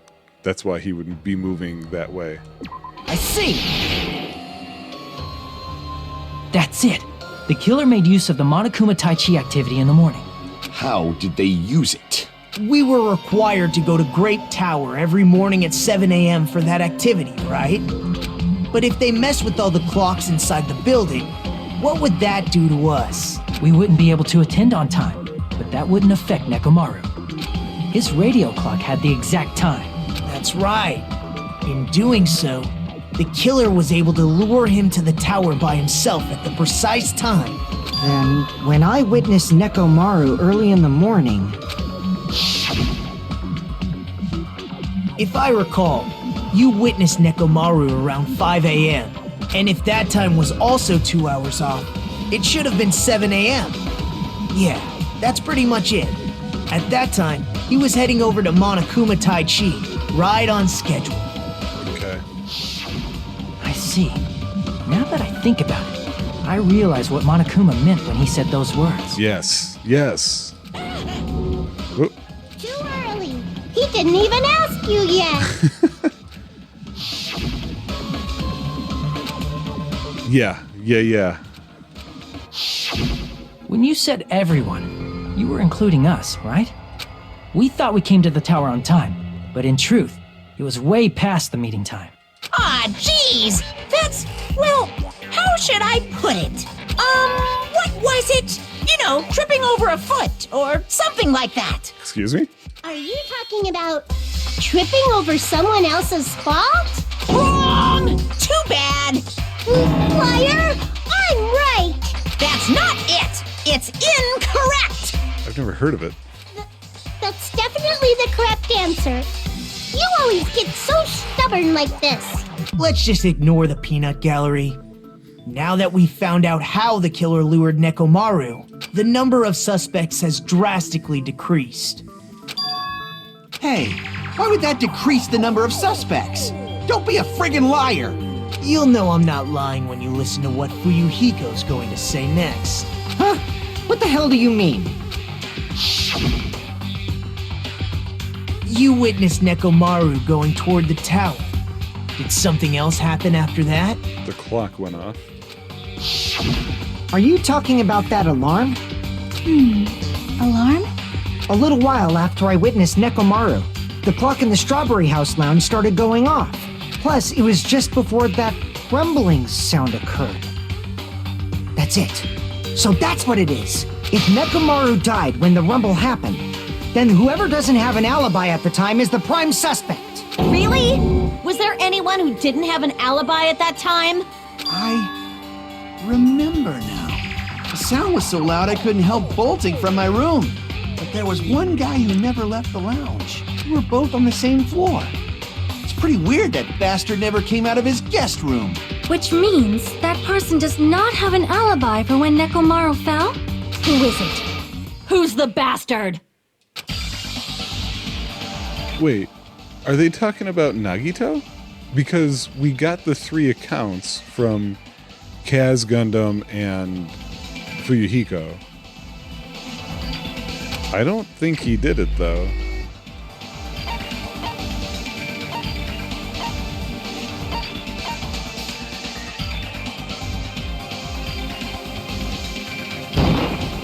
You're the only one! The one who wasn't there. It's you, right, Nagito? That's right. Nagito wasn't there. It was just me, Gundam, and Fuyuhiko. No, this whole time I felt like that. No, I don't think it's Nagito. You didn't come out, even though the alarm was going off like crazy. You weren't in your room, were you? If that's the case, where were you? Please, say something! If you don't hurry up and answer, I'm gonna suicide dive you! If I may be frank, even if I wanted to go to the lounge, I couldn't. You couldn't? What do you mean? It's merely the foolish talk of the weak. Not only did I not hear the alarm, I never even heard that rumbling sound. You're definitely fucking lying. However, that is also true for me. Right. It is obvious that I did not hear the alarm in Strawberry House. But I did not hear the rumbling sound either. Is that not strange? I mean, everyone else heard it. To be honest, it's not just them. The same goes for me too. And if I remember right, Nekomaru had the other room. I was in a pretty deep sleep, so I thought that's why I couldn't hear it, but it wasn't that. I probably couldn't hear it at all. Couldn't hear it? What does that mean? You still don't know. Think about what the 3 of us who didn't hear a sound have in common, and I'm sure you'll figure it out.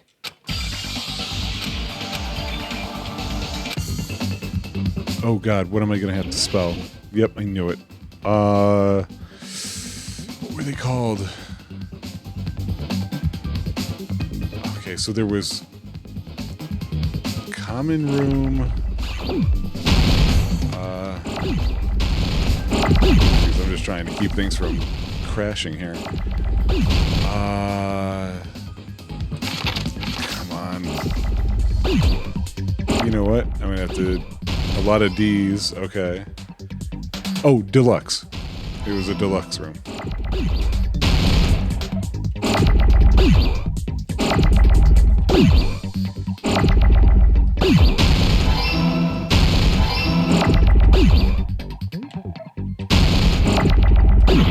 Darn it. Ah!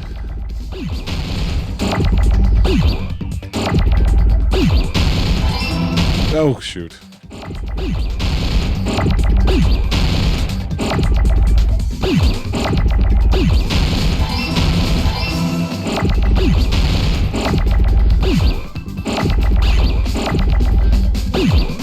Wait, what? Oh, Roomza.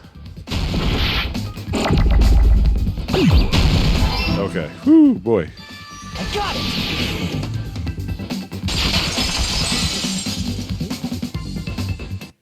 Nagito, Sonia, and Chiaki. The three of you were staying in deluxe rooms, right? If I recall, the deluxe rooms are...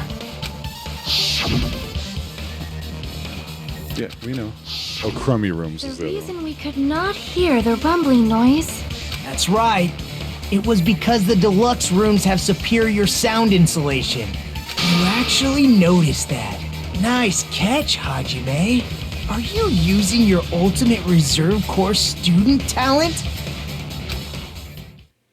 I just found out my ultimate kick to the groin talent. Now then, you guys must understand by now, right?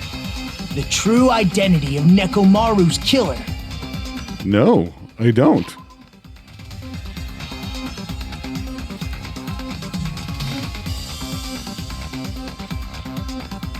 I'm supposed to know? Okay, so we can say it's not you. We'll have to come back to him.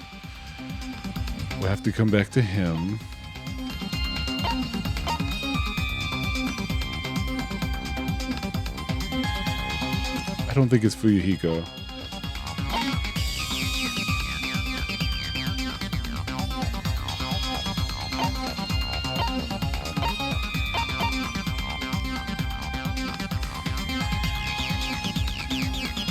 I had that thought earlier about...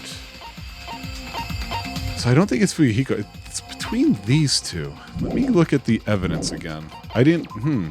This one's a lot harder.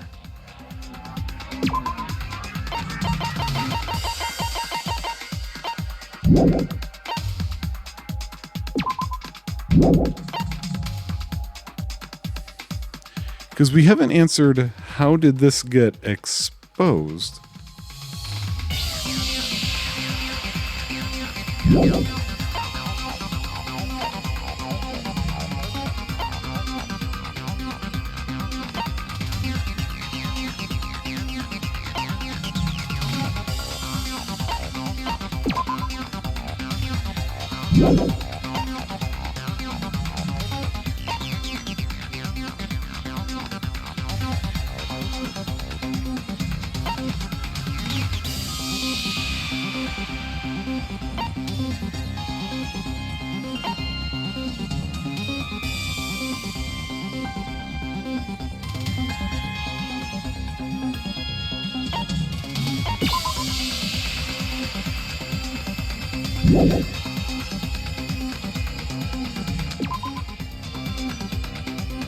I don't think it was Kazuichi, because I think he would have lied with this test. I think Nagito...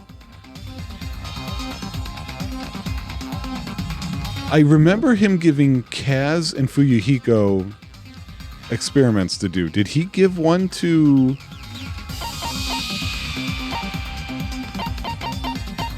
Is it Gundam?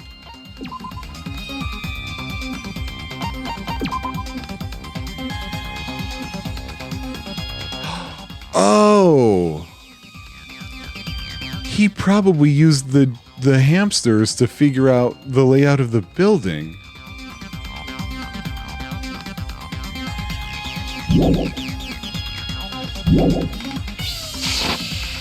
Hold on a sec.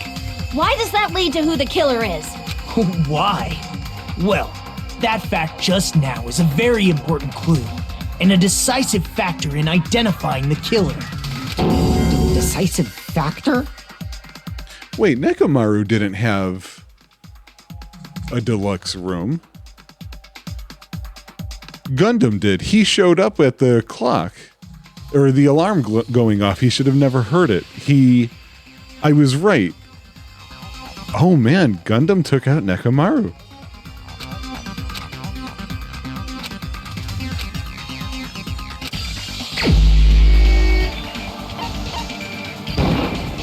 You're the only one! Gundam, there's something I want to ask you. When the alarm rang at the Strawberry House Lounge, you rushed over there too, right? What's wrong with that? If the bell of catastrophe rings throughout the night, it is the universe's providence to stop it. Why were you able to hear it? Hear what? I mean, you were also staying in a deluxe room, right? Nagito was staying in a deluxe room in the same house on the same floor, and he couldn't even hear it. So why were you able to hear that alarm? Now that you mention it, Gundam? There is only one possibility. You weren't in your room at the time. That's why, even though you were staying in a deluxe room, you still went to the lounge. He showed up the same way that Nagito did. There's a little, like, hidden door. Gundam, you have some sort of explanation, right? Gundam probably couldn't return to his room because of Fuyuhiko. Me? Yep. After you saw Nekomaru heading to the tower, you stayed at the lounge for a while. Am I correct? Until the moment that alarm started ringing, right? If you were in the lounge for that long, the killer who had left earlier obviously wouldn't be able to go back. Even though Mekamaru's murder was a death trap that utilized the alarm in his chest, the killer still needed to prepare the murder in advance. like putting Nekomaru in sleep mode and tying him up with the wire. In order to do that, the killer needed to be waiting for Nekomaru at the tower. Which means when Fuyuhiko witnessed Nekomaru, the killer was already at the tower. And once they tried to go back, they couldn't because Fuyuhiko was at the lounge. In their original plan, the killer should have returned to their room before the alarm in the lounge went off.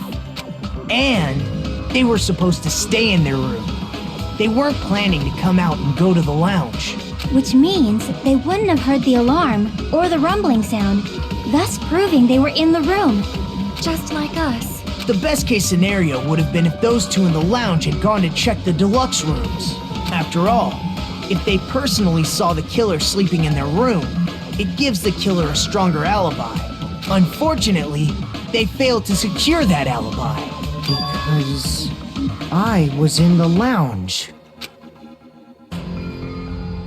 So the killer couldn't go back to their room, and ended up hearing the lounge's alarm.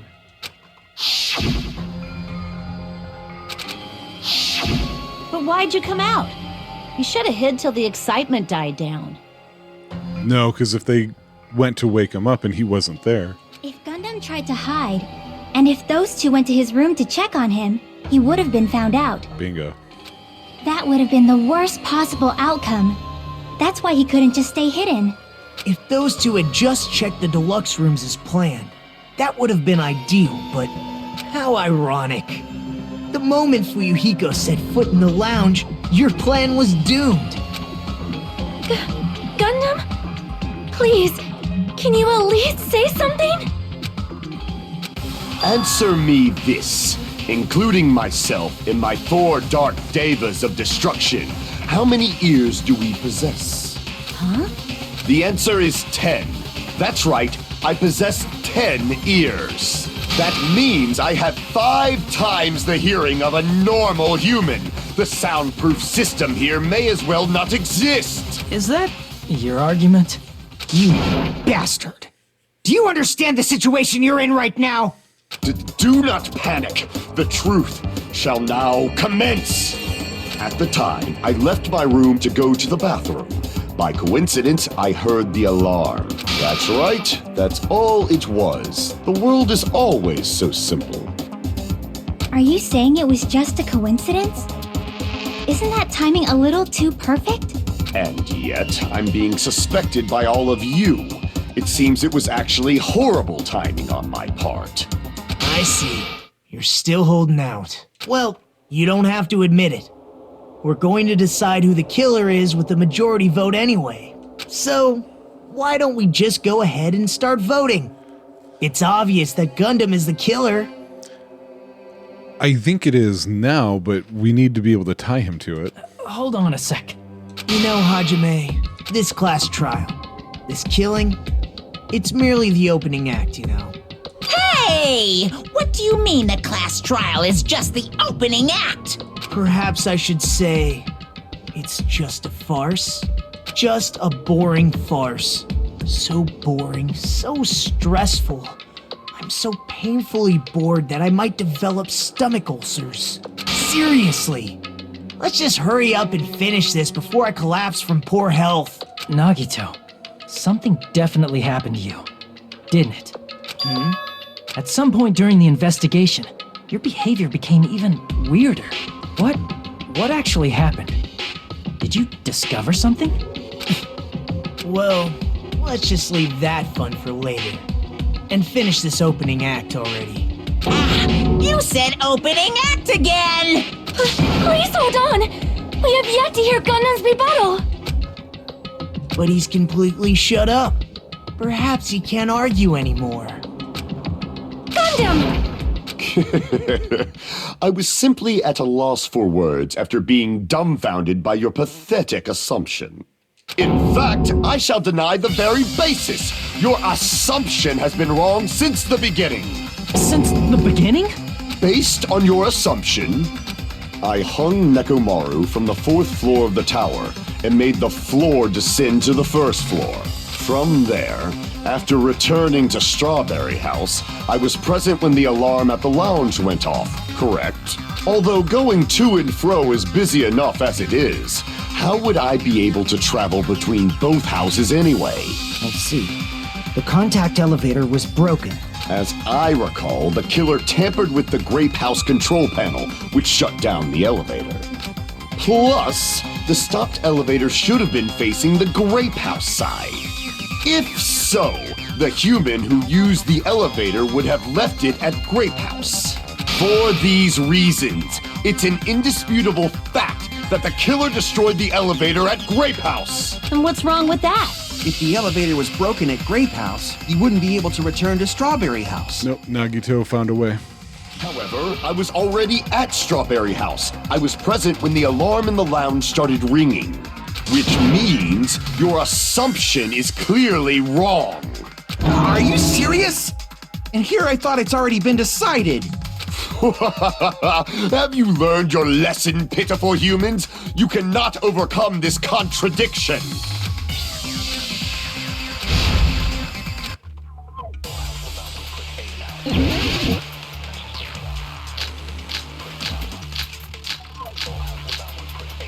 Oh, I thought it was gonna be the Nagito thing. That elevator was the only means of travel between the two houses. As long as that elevator was broken, your assumption collapses. Plus, the elevator was broken at Grape House. If the killer cannot return to Strawberry House, Since I was at Strawberry House at that time, there's no question that the following crime is impossible. It would have been different if they had an accomplice. Or if there was a secret passageway. Oh, hello. How much longer do you plan to lecture me? Why don't we stop this already? What do I shoot that at? Only means of travel. Is that, did I hear him say that? Somebody said that. That elevator was the only means of Yeah. travel between the two houses. Oh, it's not. No, that's wrong!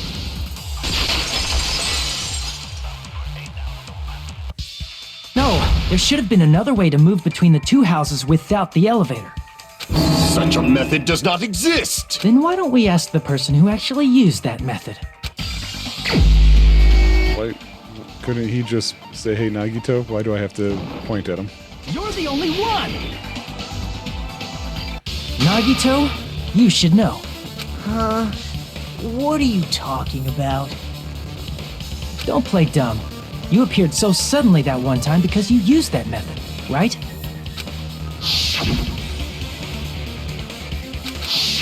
There's a secret passage connecting the 1st floor of Strawberry House to the 3rd floor of Grape House. Isn't that right? Jeez. Once again, I let the reserve course show off. But you're right. There's a door on the floor of the octagon, which is on the first floor of Strawberry House. After I opened the door and went down, surprise, surprise! I ended up in the Monokuma archive, which is on the third floor of Grape House. Meaning the third floor and the fourth floor are actually connected. Plus, once you've cleared the final dead room once, you can pass through it as many times as you want. If they used that secret passage, they could have gone between the two houses as much as they wanted. Whoops. Infinity Unlimited Flame! However, what if the killer was unaware of the existence of the final dead room? There's no way they didn't know. That is merely an illusion you have fabricated from your own suspicion. If you value your life, you should stop with your scrutiny. There's no way I can stop. What did you say? Don't make me angry. You wouldn't like me when I'm angry. We did that joke way earlier. Okay. What am I armed with? Oh boy. Okay. It could be anything. Even if the turbid box doesn't exist, you could travel through multiple planes, provided you use a spacious wormhole. However, how frail I say! Your decayed illusion. Shall I feed you to the progeny of vile deities? What? Okay, this is difficult. Even if the turbid box doesn't exist, you could travel through multiple planes, provided you use a spacious wormhole. However, how frail I say! Your decayed illusion. Oh my god. Shall I feed you to the progeny of vile deities? I can't back down! Oh, jeez. I already proved a secret passage exists. The secret passage was at the octagon. Know the limits of your own reasoning! You say the killer went to the octagon? Don't bark, you cur! If you don't want to drown in the maelstrom of blind confusion. That was a total guess. Why did that work? Did it not matter what I had equipped? The wire used to string up Nekomaru's body, the hammer that looked like the weapon, and the chain on the door in the tower. I don't think it mattered what I had loaded up there. Those are all the items that weren't in Funhouse. Where did the killer obtain them? The only place I can think of is the octagon. There were various weapons and tools there. I'm pretty sure I saw stuff like wires, hammers, and chains too. Since those items were used in the crime, there's no doubt that the killer went to the octagon. If that's the case, they obviously know about the secret passage too, right? It seems this is the end. Normally, we'd end up listening to Hajime lecture us with a very long summary of the case. Oh, are we not doing that this time? But there's no reason to waste any more time on this opening act. So I'm going to end this right now. Hey, what are you... First of all, by messing with all the clocks in the building, Gundam tried to lure only Nekomaru. The elevator was probably broken by that point. Thanks to that, Nekomaru wasn't able to go to Grape Tower, which was supposed to be the meetup point. So he tried going over to Strawberry Tower, just like we did when we found out the elevator was broken. Well, it's obvious he'd attempt that. At that time, we didn't know the two towers were the exact same place. Also, the button in Strawberry Hall wasn't broken, so he was easily able to enter Strawberry Tower. But surprise! Gundam was waiting for Nekomaru's arrival. Hold on. If Nekomaru didn't go to Strawberry Tower, what would the killer have done then? Their plan was a balancing act of uncertainties, but even if they failed, they probably wouldn't have minded. They can just greet everyone the next morning as if nothing happened, and come up with a different plan. And without such a risky plan, they wouldn't have been able to lure him at all. I'm going to continue summarizing the case, okay? through this. Gundam successfully lured Nekomaru to Strawberry Tower. There's no way he could fight head-on with the robotic Nekomaru. So by pressing the goodnight button, he rendered Nekomaru powerless without fighting it. Hold on! You... What did you just say? That I didn't battle? What's wrong with that? Don't mess with me! Don't mess with me! I cannot ignore those words! Why are you angry all of a sudden? You fools do not understand! You don't understand at all! Ha! You make me laugh! After all this time, you still don't understand anything at all! I certainly don't understand what you're talking about. I don't understand anything. What does that mean? It appears I cannot finish just yet. Maybe I'm just a human destined for hell. However, I cannot finish just yet. I cannot finish! What do you intend to do? It's obvious! I'm going to destroy your illusory assumptions! Are you saying you still have more? You still have room to argue? Your words. You said I pressed Nekomaru's goodnight button. However, that button was on the back of Nekomaru's neck. To press it, I'd have to get behind him. It's not easy to get the drop on Coach Nekomaru. It's even more difficult if it's a one-on-one situation. Just as I thought, truly frail. Succumbing so easily to this simple argument, it was just a mere illusion. If you want to set me up as the killer, at least surpass your own human limitations. That's wrong, Gundam. You're the one who's wrong. Such a wonderful line. However, I cannot say that I'm satisfied. Listen well. I shall teach you 2 tips for making someone admit their defeat. First, you must crush them with your own overwhelming power. And as for the other, you must provide a reason that will persuade that human. You have not fulfilled either of those yet.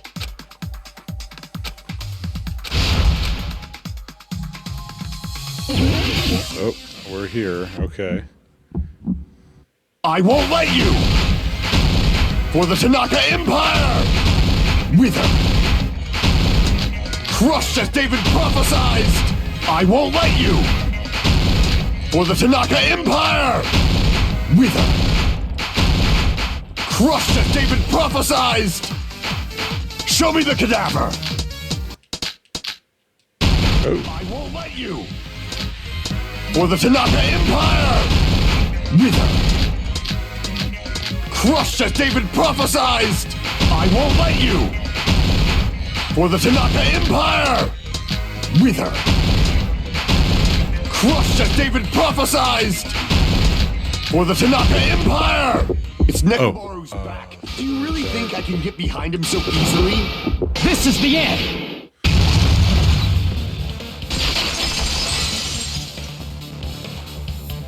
Even if you didn't get behind Nekomaru, you should have been able to press the button on the back of his neck. As long as you had the power of the hamsters you keep with you. Are you seriously saying he used his hamsters to press the button on the back of Nekomaru's neck? We saw him do it to the elevator earlier. Of course that'd be impossible for a normal hamster, but it would have been possible for Gundams. In fact, we saw that with our very own eyes, right?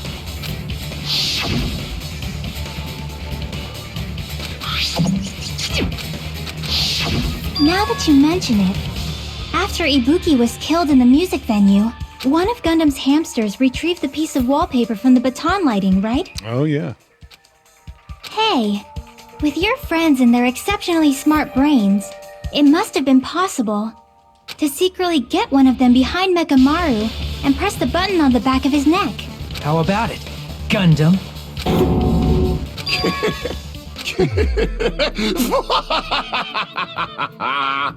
Not just myself, but you actually brought up how splendid my subordinates are. I have no recourse but to admit it. Admit it? Did you say you admit it? It appears I've obtained a one-way ticket to hell. Fine! then you must trample me underfoot and advance. Victory can only be built upon a foundation of corpses. You cannot find peace without sacrifice anywhere. Now, trample this life. Trample it as though it were mere trash on the side of the road. Pull the curtain strings of this worthless performance with your own two hands.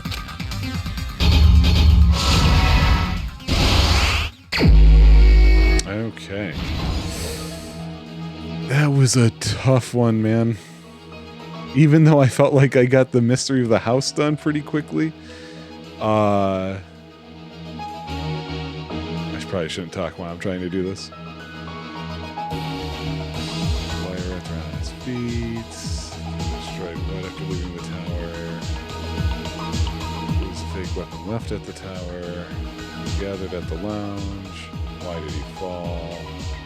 Who heard the rumbling? Okay, so we've got an alarm set for 5:30. Doorknob came off. Alarm set for 5:30. It's 5 a.m. Hamster murder. Connie also said, also heard something from her room. Connie, Kaz, and okay.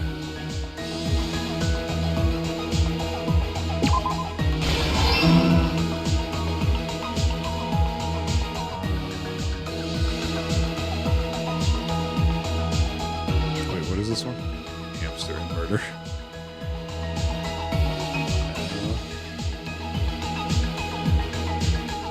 Hey, come on, good.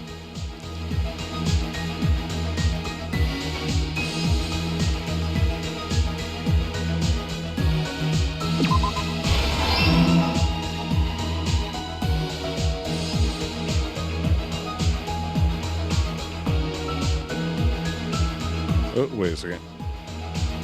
Oh, is this one over here? I thought she was pictured there.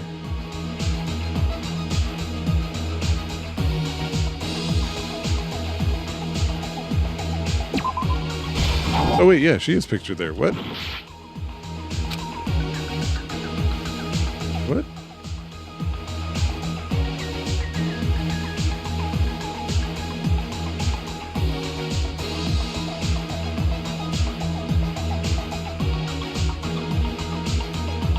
No, she heard the phone.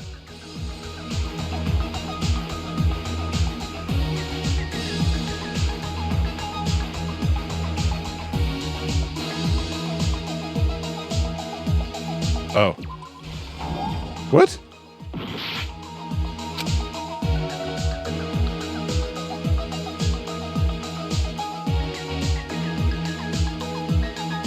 I am so confused.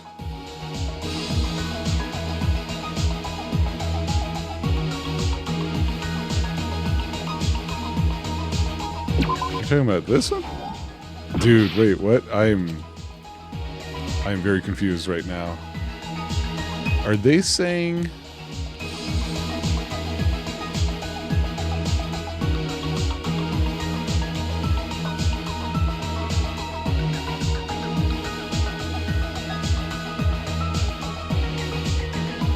this there?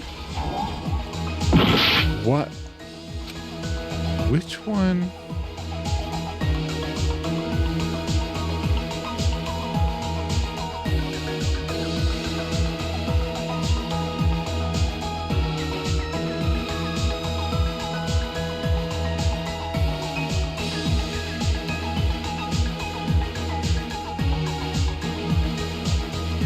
Oh, wait, what?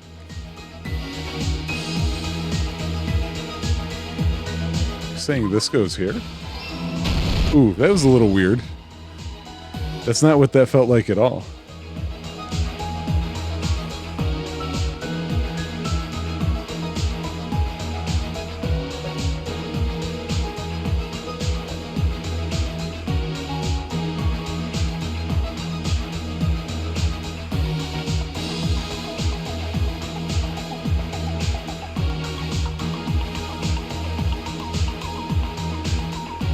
Oh, that's gonna be about his button.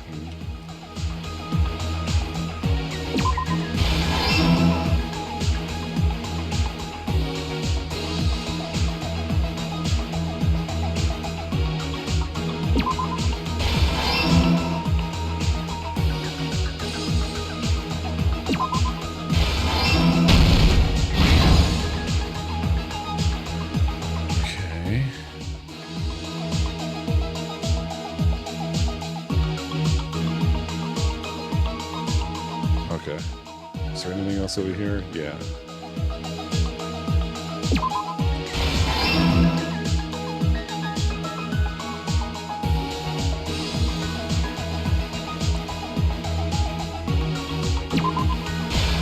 Oh, wait. You're saying in the tower. Fine. Oh.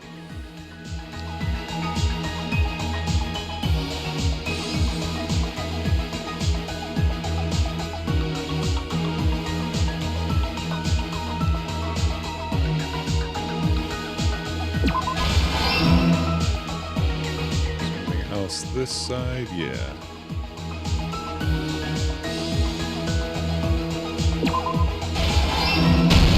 Here's everything that happened in this case.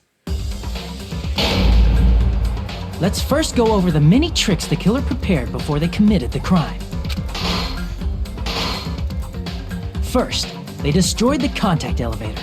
This separated Nagito and the others in Strawberry House from our group in Grape House. Next, they lured Nekomaru out by himself by turning back all the clocks in the funhouse by 2 hours.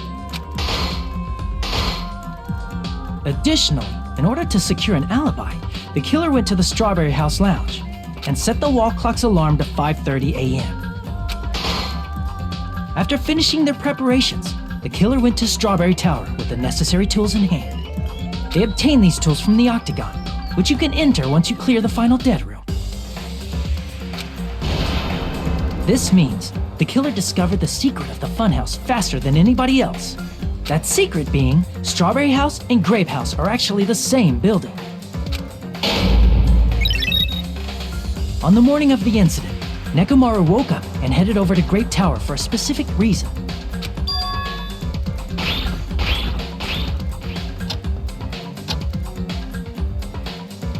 There, Fuyuhiko, who was at the lounge by coincidence, witnessed Nekomaru. According to Fuyuhiko's testimony, that was around 5 a.m., but by that point, the killer had already messed with our perception of time. In actuality, Fuyuhiko witnessed Nekomaru at 7 a.m. That's also the same time Monokuma Taichi begins. Nekomaru went to Grape Tower to participate in that. However, because the contact elevator was broken, Nekomaru was unable to go to Grape Tower. So he decided to try going to Strawberry Tower.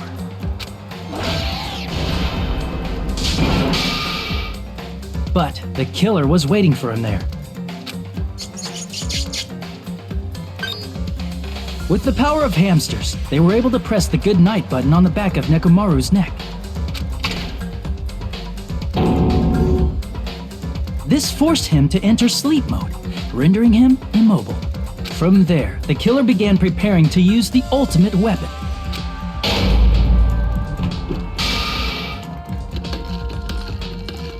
First, they set the alarm in Nekomaru's chest to 7:30 a.m. so he'd wake up.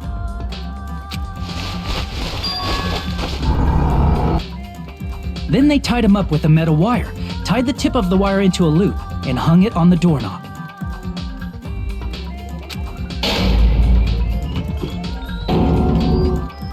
After leaving Strawberry Tower, the killer then destroyed the door button to Strawberry Hall.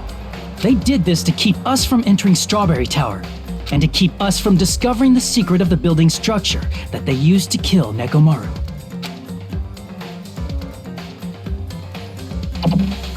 Then, they used the secret octagon passageway to travel to Grape House.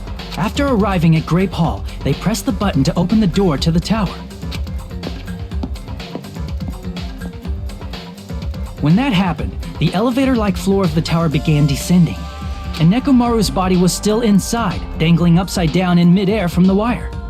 The killer entered Grape Tower to see if their setup was successful, and placed a hammer on the floor to look like the weapon, then wrapped a chain around the back door. This was done to make us falsely believe we couldn't enter the tower from Strawberry Hall. With this, the killer finished their setup and tried to go back to their room using the secret passage, so they could craft their alibi when Nekomaru died from the fall. But something unexpected happened. Fuyuhiko, who saw Nekomaru earlier, was still at the lounge. As a result, The killer couldn't return to their room, and with no options available, time ran out. The lounge's wall clock alarm started ringing at 5:30. Well, actually 7:30. To avoid a worst-case scenario, the killer was forced to appear in front of Fuyuhiko with the others. When the wall clock's alarm rang, that was also the same time Nekomaru was waking up. He woke up while he was still hanging upside down, so he couldn't help but sway his body powerfully. Originally, the loop of wire was only supposed to slip off the doorknob, but because there was a heavier load than expected, the doorknob ended up breaking. Nekomaru fell from the 4th floor all the way to the 1st floor. He crashed into the pillar, which decapitated him on impact, and died. The sound of Nekomaru's impact echoed throughout the funhouse. However, by this point, the killer's plan was about to fail, thanks to the broken doorknob and Fuyuhiko. Meaning, the killer is someone who wouldn't have heard the alarm if they were in the deluxe room. They also wouldn't have been able to return to their guest room, because Fuyuhiko was at the lounge.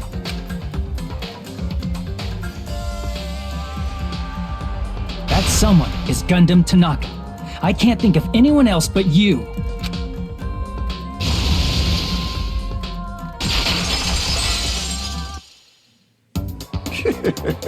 Splendid. That was splendid. For a mere human, you did quite well. Stop. Stop it already. Stop using weird words to avoid the truth. Or I'll friggin' kill you myself! I cannot believe it. I just cannot believe. You killed Nekomaru? I cannot believe something like that! You don't wish to forgive me? Do you feel regret? Then finish it! Cast your impure votes for Gundam Tanaka! My beloved, deadly foes, let the voting time begin!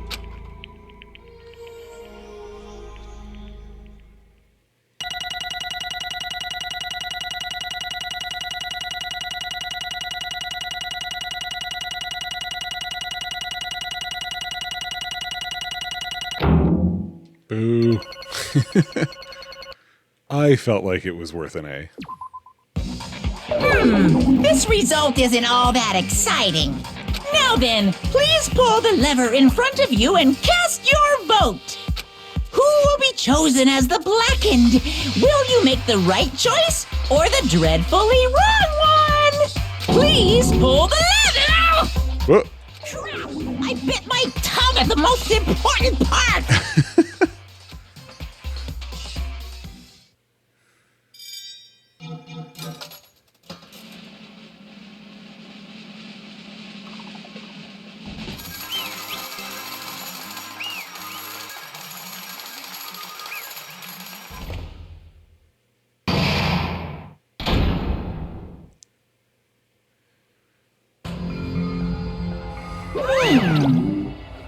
It'd be bad if I bit my tongue again, so I'll speak slowly. Judging from the results, you guys were correct once again. Getting 4 in a row without any mistakes is a splendid achievement. That's right. The one who killed the robotic Nekomaru in the amazing funhouse was Gundam Tanaka. Nice! I said all that without biting my tongue. Now then, Now that we've decided who the killer is, let's do the execution already and get this over with. Hold on. It's true the class trial is finished, but that doesn't mean the incident is over. We can't finish yet until we hear it from Gundam. jeez. No matter what he says, it won't change a thing.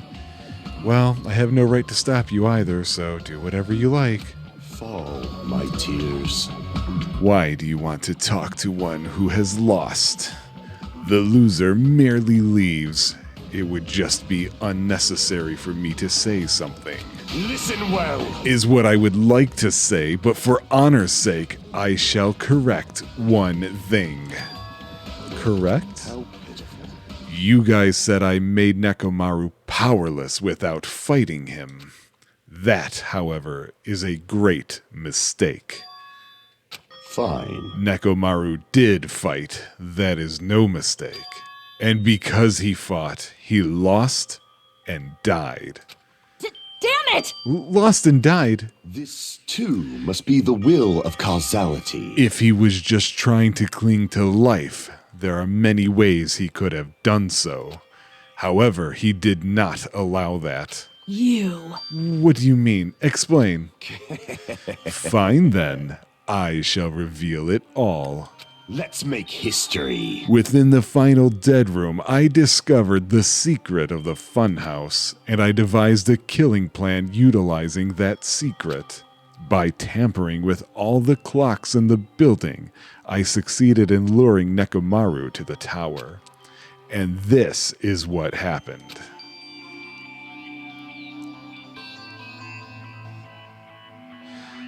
Nekomaru and I were alone in the tower, standing face to face with one another. I should say I expected as much from Nekomaru. He sensed my subtle killing intent and instantly understood the situation. And we had ourselves a stare down. In that situation, if he wanted to run away, it would have been easy for him to do so. He could have run away or even called for help, but he did not turn his back to me.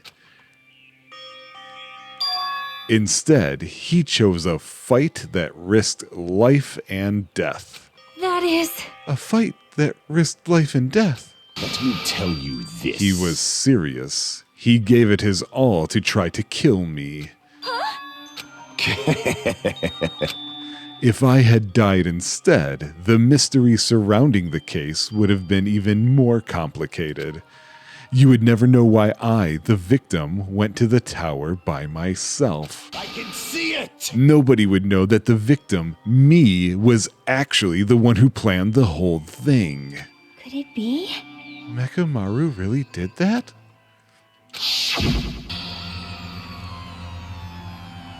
Sensing even my subtle killing intent, as expected of you, Nekomaru. The scourging, stinging, tense atmosphere. I've been a team manager for so long, I'd nearly forgotten this. This is great! What a comforting atmosphere! That's a great line. And what is your reason? Do you intend to resolve this situation by killing me?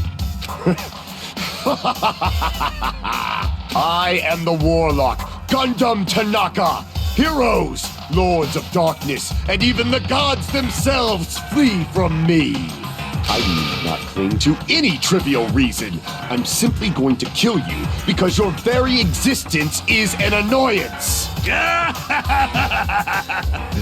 You'll drench your soul with evil until the bitter end, huh? Splendid! In response to your spirit, I shall kill you with all of my might. I won't go easy on you. Don't even think about holding back. Don't waste your breath on cowardly tactics. Give me everything you got. Nekomaru Nidai, your blood will drench the foundation of my empire! That is... Why did you fight? We are all friends. Why couldn't you stop this? Even if both sides agreed, it was still wrong. I will not argue. I have no intention of forcing my values upon you. Let me tell you this. I must, however, say this. What's the point of living if you're just waiting until you finally die? You weakling! There's nothing courageous about that. That is abandonment, a mere feeling of resignation.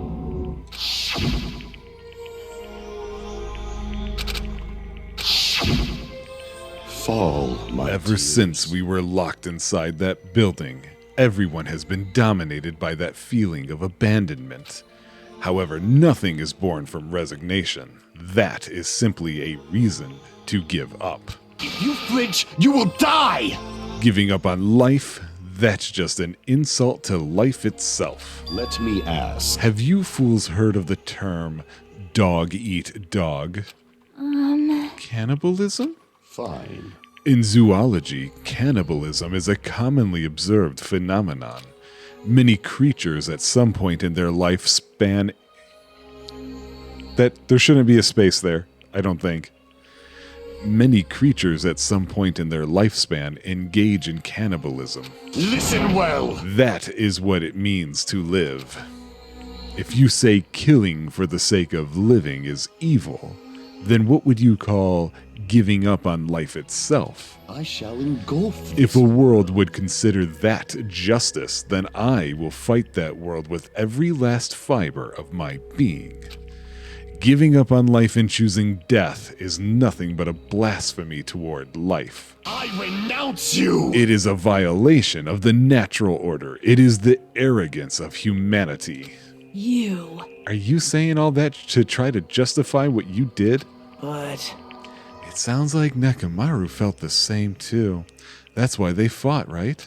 Damn it. Fine. That man had the courage to die when he needed to die. That is why he challenged me to our battle. Regardless, as I've already said, I do not intend to force my values upon you fools. I have betrayed you all. That is the absolute truth. Fall, my But tears. even so, don't you think it's a better alternative to slowly starving to death here?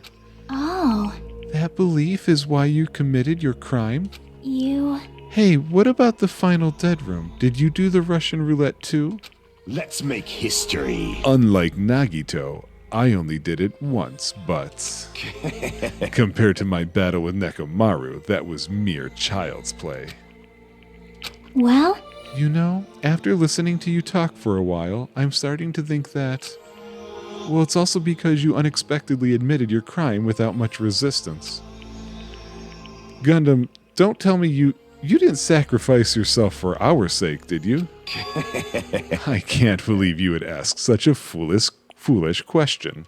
My name is Gundam Tanaka!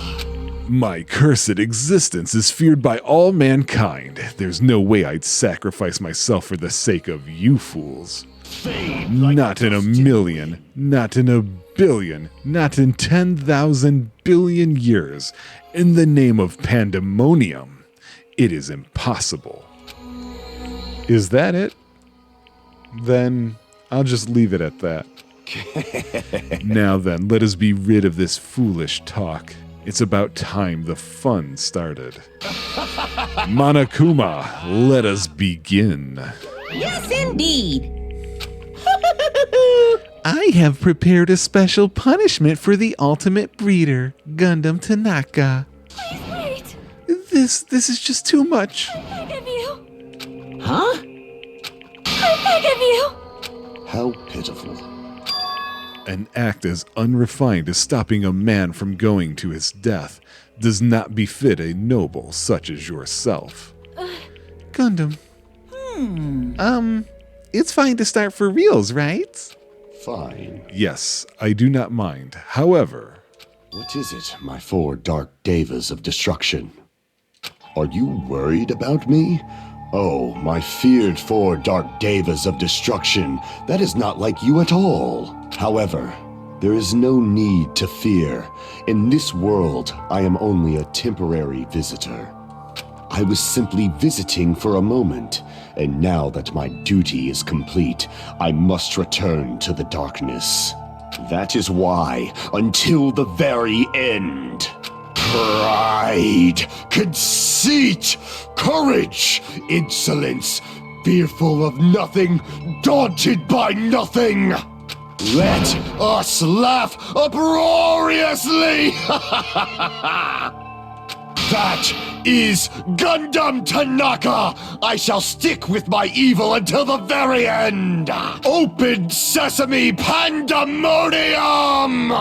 I shall fill hell with true hell! Let's give it everything we've got! It's punishment time!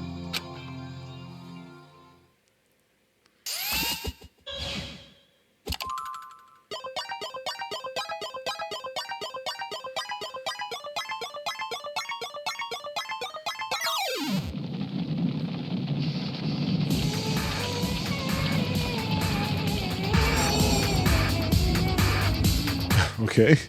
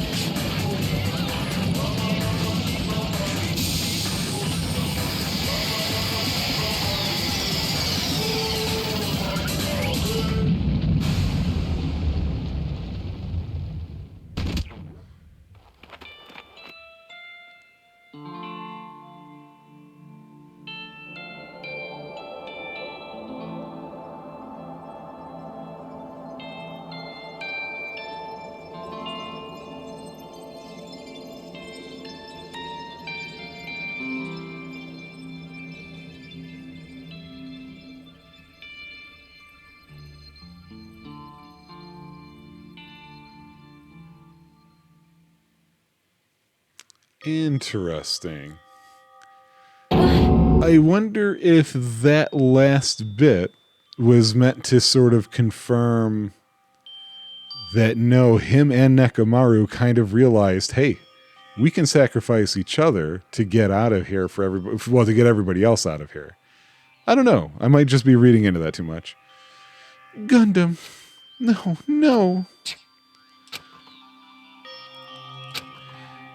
Even after he was gone, the spirit of his parting words still lingered deep in our chests. Don't give up on life. Did I misunderstand what he meant? Then what's the right thing to do? I don't know. No matter how much I think about it, I don't know if I'll ever be able to answer that. Damn it. I'm so pissed off, I need to throw something. Damn it! You all spent so much time worrying about each other, and thanks to that, things ended up like this. You're all full of shit, every last one of you. But the biggest piece of shit is me. Worst. Oh. It's such a downer, clearly.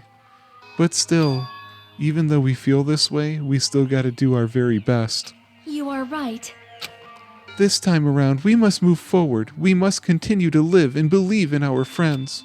If not, You are right. Gundam will most likely crawl his way out of hell, and I presume he will be very cross with us. You're right. You're right. We shouldn't just stand here. I mean, it's not like this is over. We still have to do it.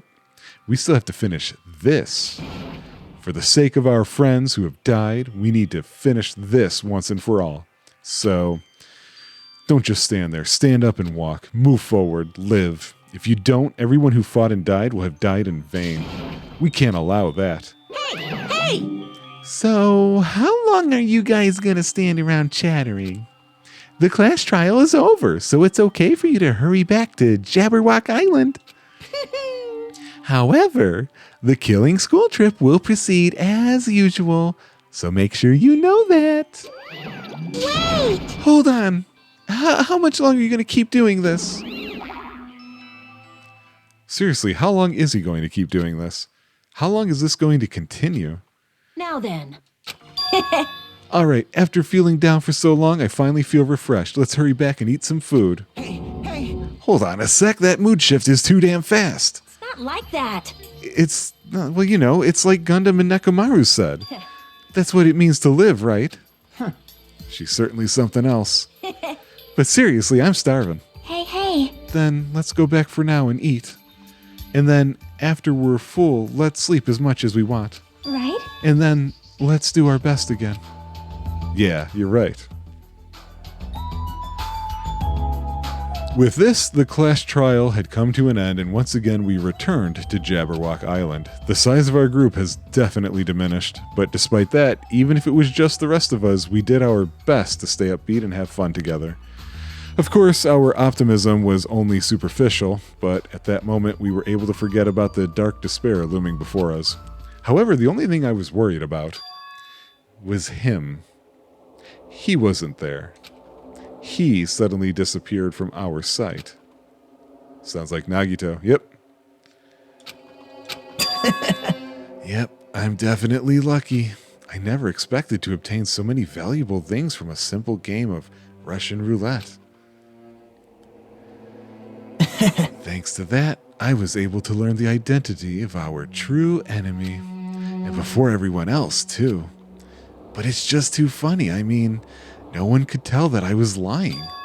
There's no way the file had just Hajime's information.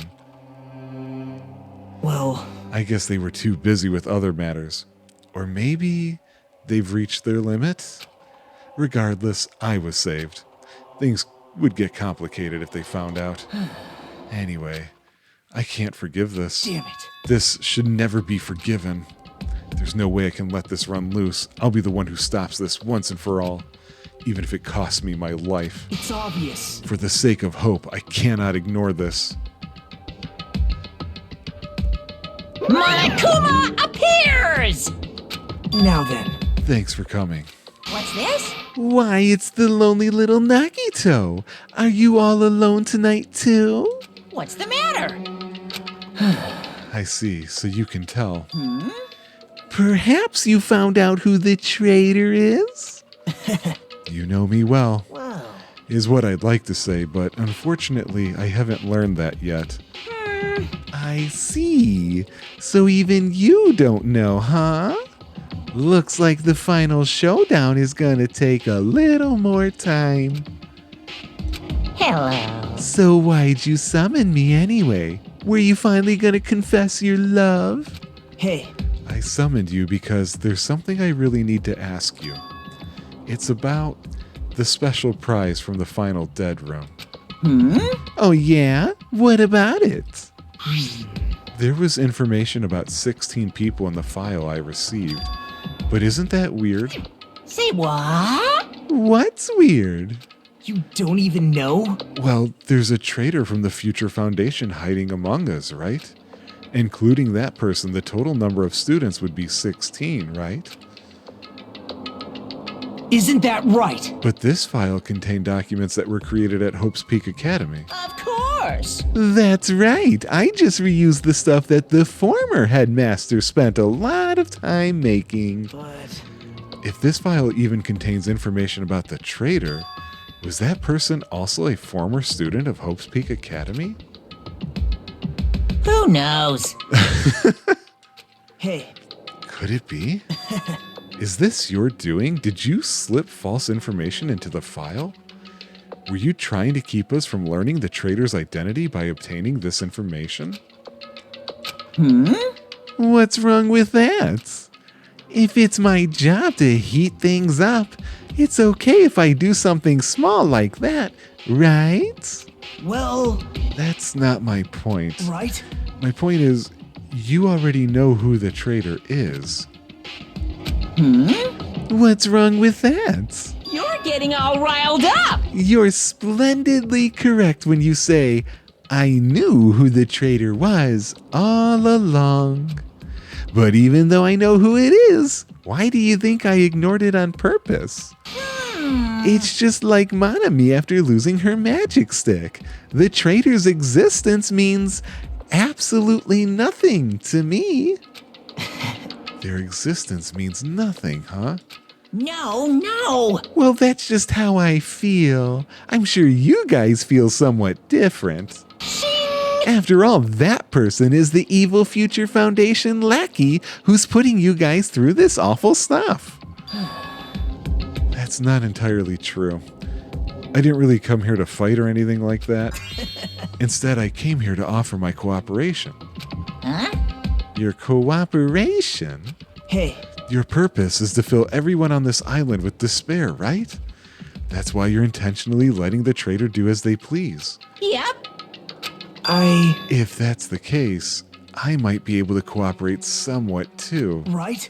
However, in exchange, I want to know who the traitor is. I see. Interesting. Very interesting.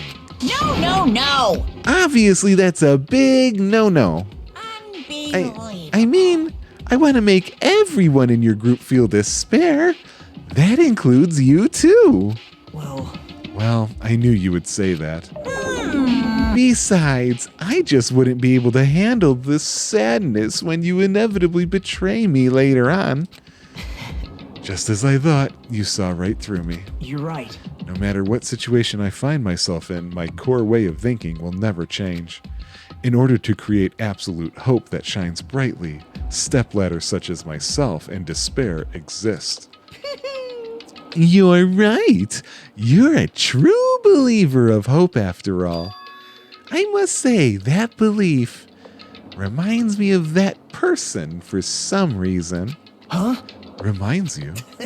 I don't know who you're talking about, but if someone as worthless as me reminds you of some other person, they must be extremely unlucky. But you're just as unlucky, right? I mean, the fact that you're even involved in something like this. Wow. Am I? I actually think I'm very lucky. Say what? You don't know? Wouldn't you say that coming across this much despair is a rather rare opportunity? I can't rely on anyone on this island. That's why I have to be the one who does it. If I can eliminate despair from this island, I won't be a stepladder anymore. I'll become true hope. I'll become an existence that could even be called ultimate hope. The two of you are alike. You definitely remind me of him. Hey. There's one more thing I want to ask you. See? Who are you waiting for on this island? Looks like I'm right again. You're definitely waiting for someone on this island. Is the person waiting for already... Is the person you're waiting for already on this island? Hey. Well, answer my question. That's... If that person is already on this island, wouldn't that be exciting?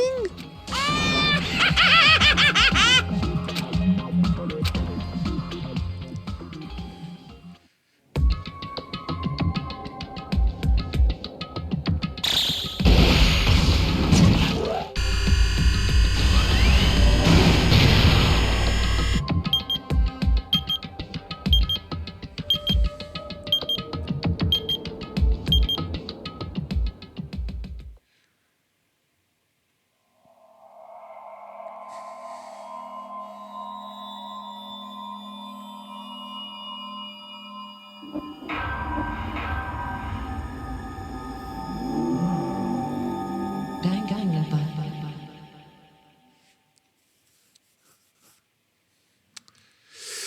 Okay. Oh, what did we get? Was that his earring? Yep, it's the Hellhound earring. All right. Whew. Okay. That case was, I think, the hardest out of both games. So, that means at least so far, which makes me real curious about how the next one's going to go.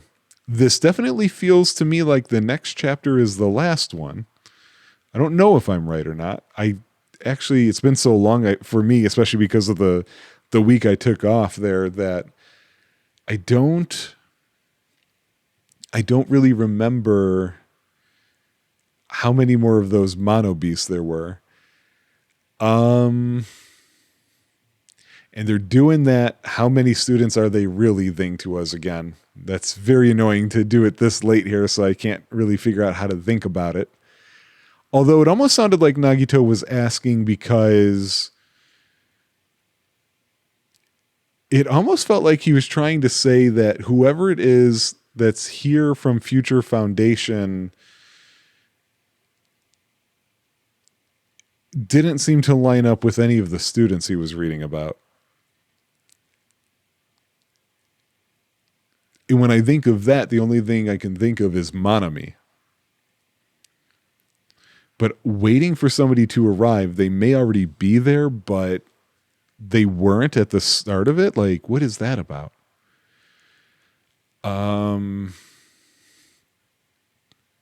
Yeah, I don't know. So they're still doing a good job of keeping other mysteries out there as well. One other complaint that I have, I know I had a lot of complaints during this one, but it's also starting to get a little tricky to read the answers on the logic dive stuff. I know they were trying to do cool stuff for sure, but unlike other visual novels that I've just dipped my toe in, this one is so better written that it really doesn't. Those other ones need the gameplay aspect added to them. This one needs it taken away because it's just getting in the way. So little weird way that's working out. And they're definitely getting tougher. That the whole spinning of the words and the alignment of them when I'm trying to cut them, I have to say, like, if I didn't buy those skills to upgrade the sharpness during those, I don't know how I could have possibly gotten through them. And that's one of those things that is why I'm kind of feeling like I wish they didn't add all these mini games in. I get it that they're just tossing things up a bit, trying to keep you on your toes. But I feel like there's a number of times when I have the answer to something and I might still fail just because of the way they want me to deliver that answer. I don't know. It seems kind of strange to me. So getting a little annoyed about that. And then, of course, we unveil the reserve student stuff, and I don't really know what that means. Like, how does that work in this school? I know they mentioned at some point it's about money, but yeah, I don't know. I'm a little confused on that too. Oh, anyway, another long trial. So I want to say, assuming that the next chapter goes the same way, we're probably looking at 4 more episodes. However, it's hard to say that because if I remember right, in Danganronpa 1, we end up having the last trial twice because of what was going on there. I don't know. And I do think, I feel pretty strongly like Monokuma was referencing Makoto from the first game when he was saying he and him. That's my thought. I don't know that it's right. So let's see if we can be even better friends. We've got to finish up Sonya's friendship thing, see what we unlock there. And then I don't think we're anywhere near with the remaining survivors to possibly get any more of the special skills unlocked that way. So thanks for joining. See you guys with chapter 5.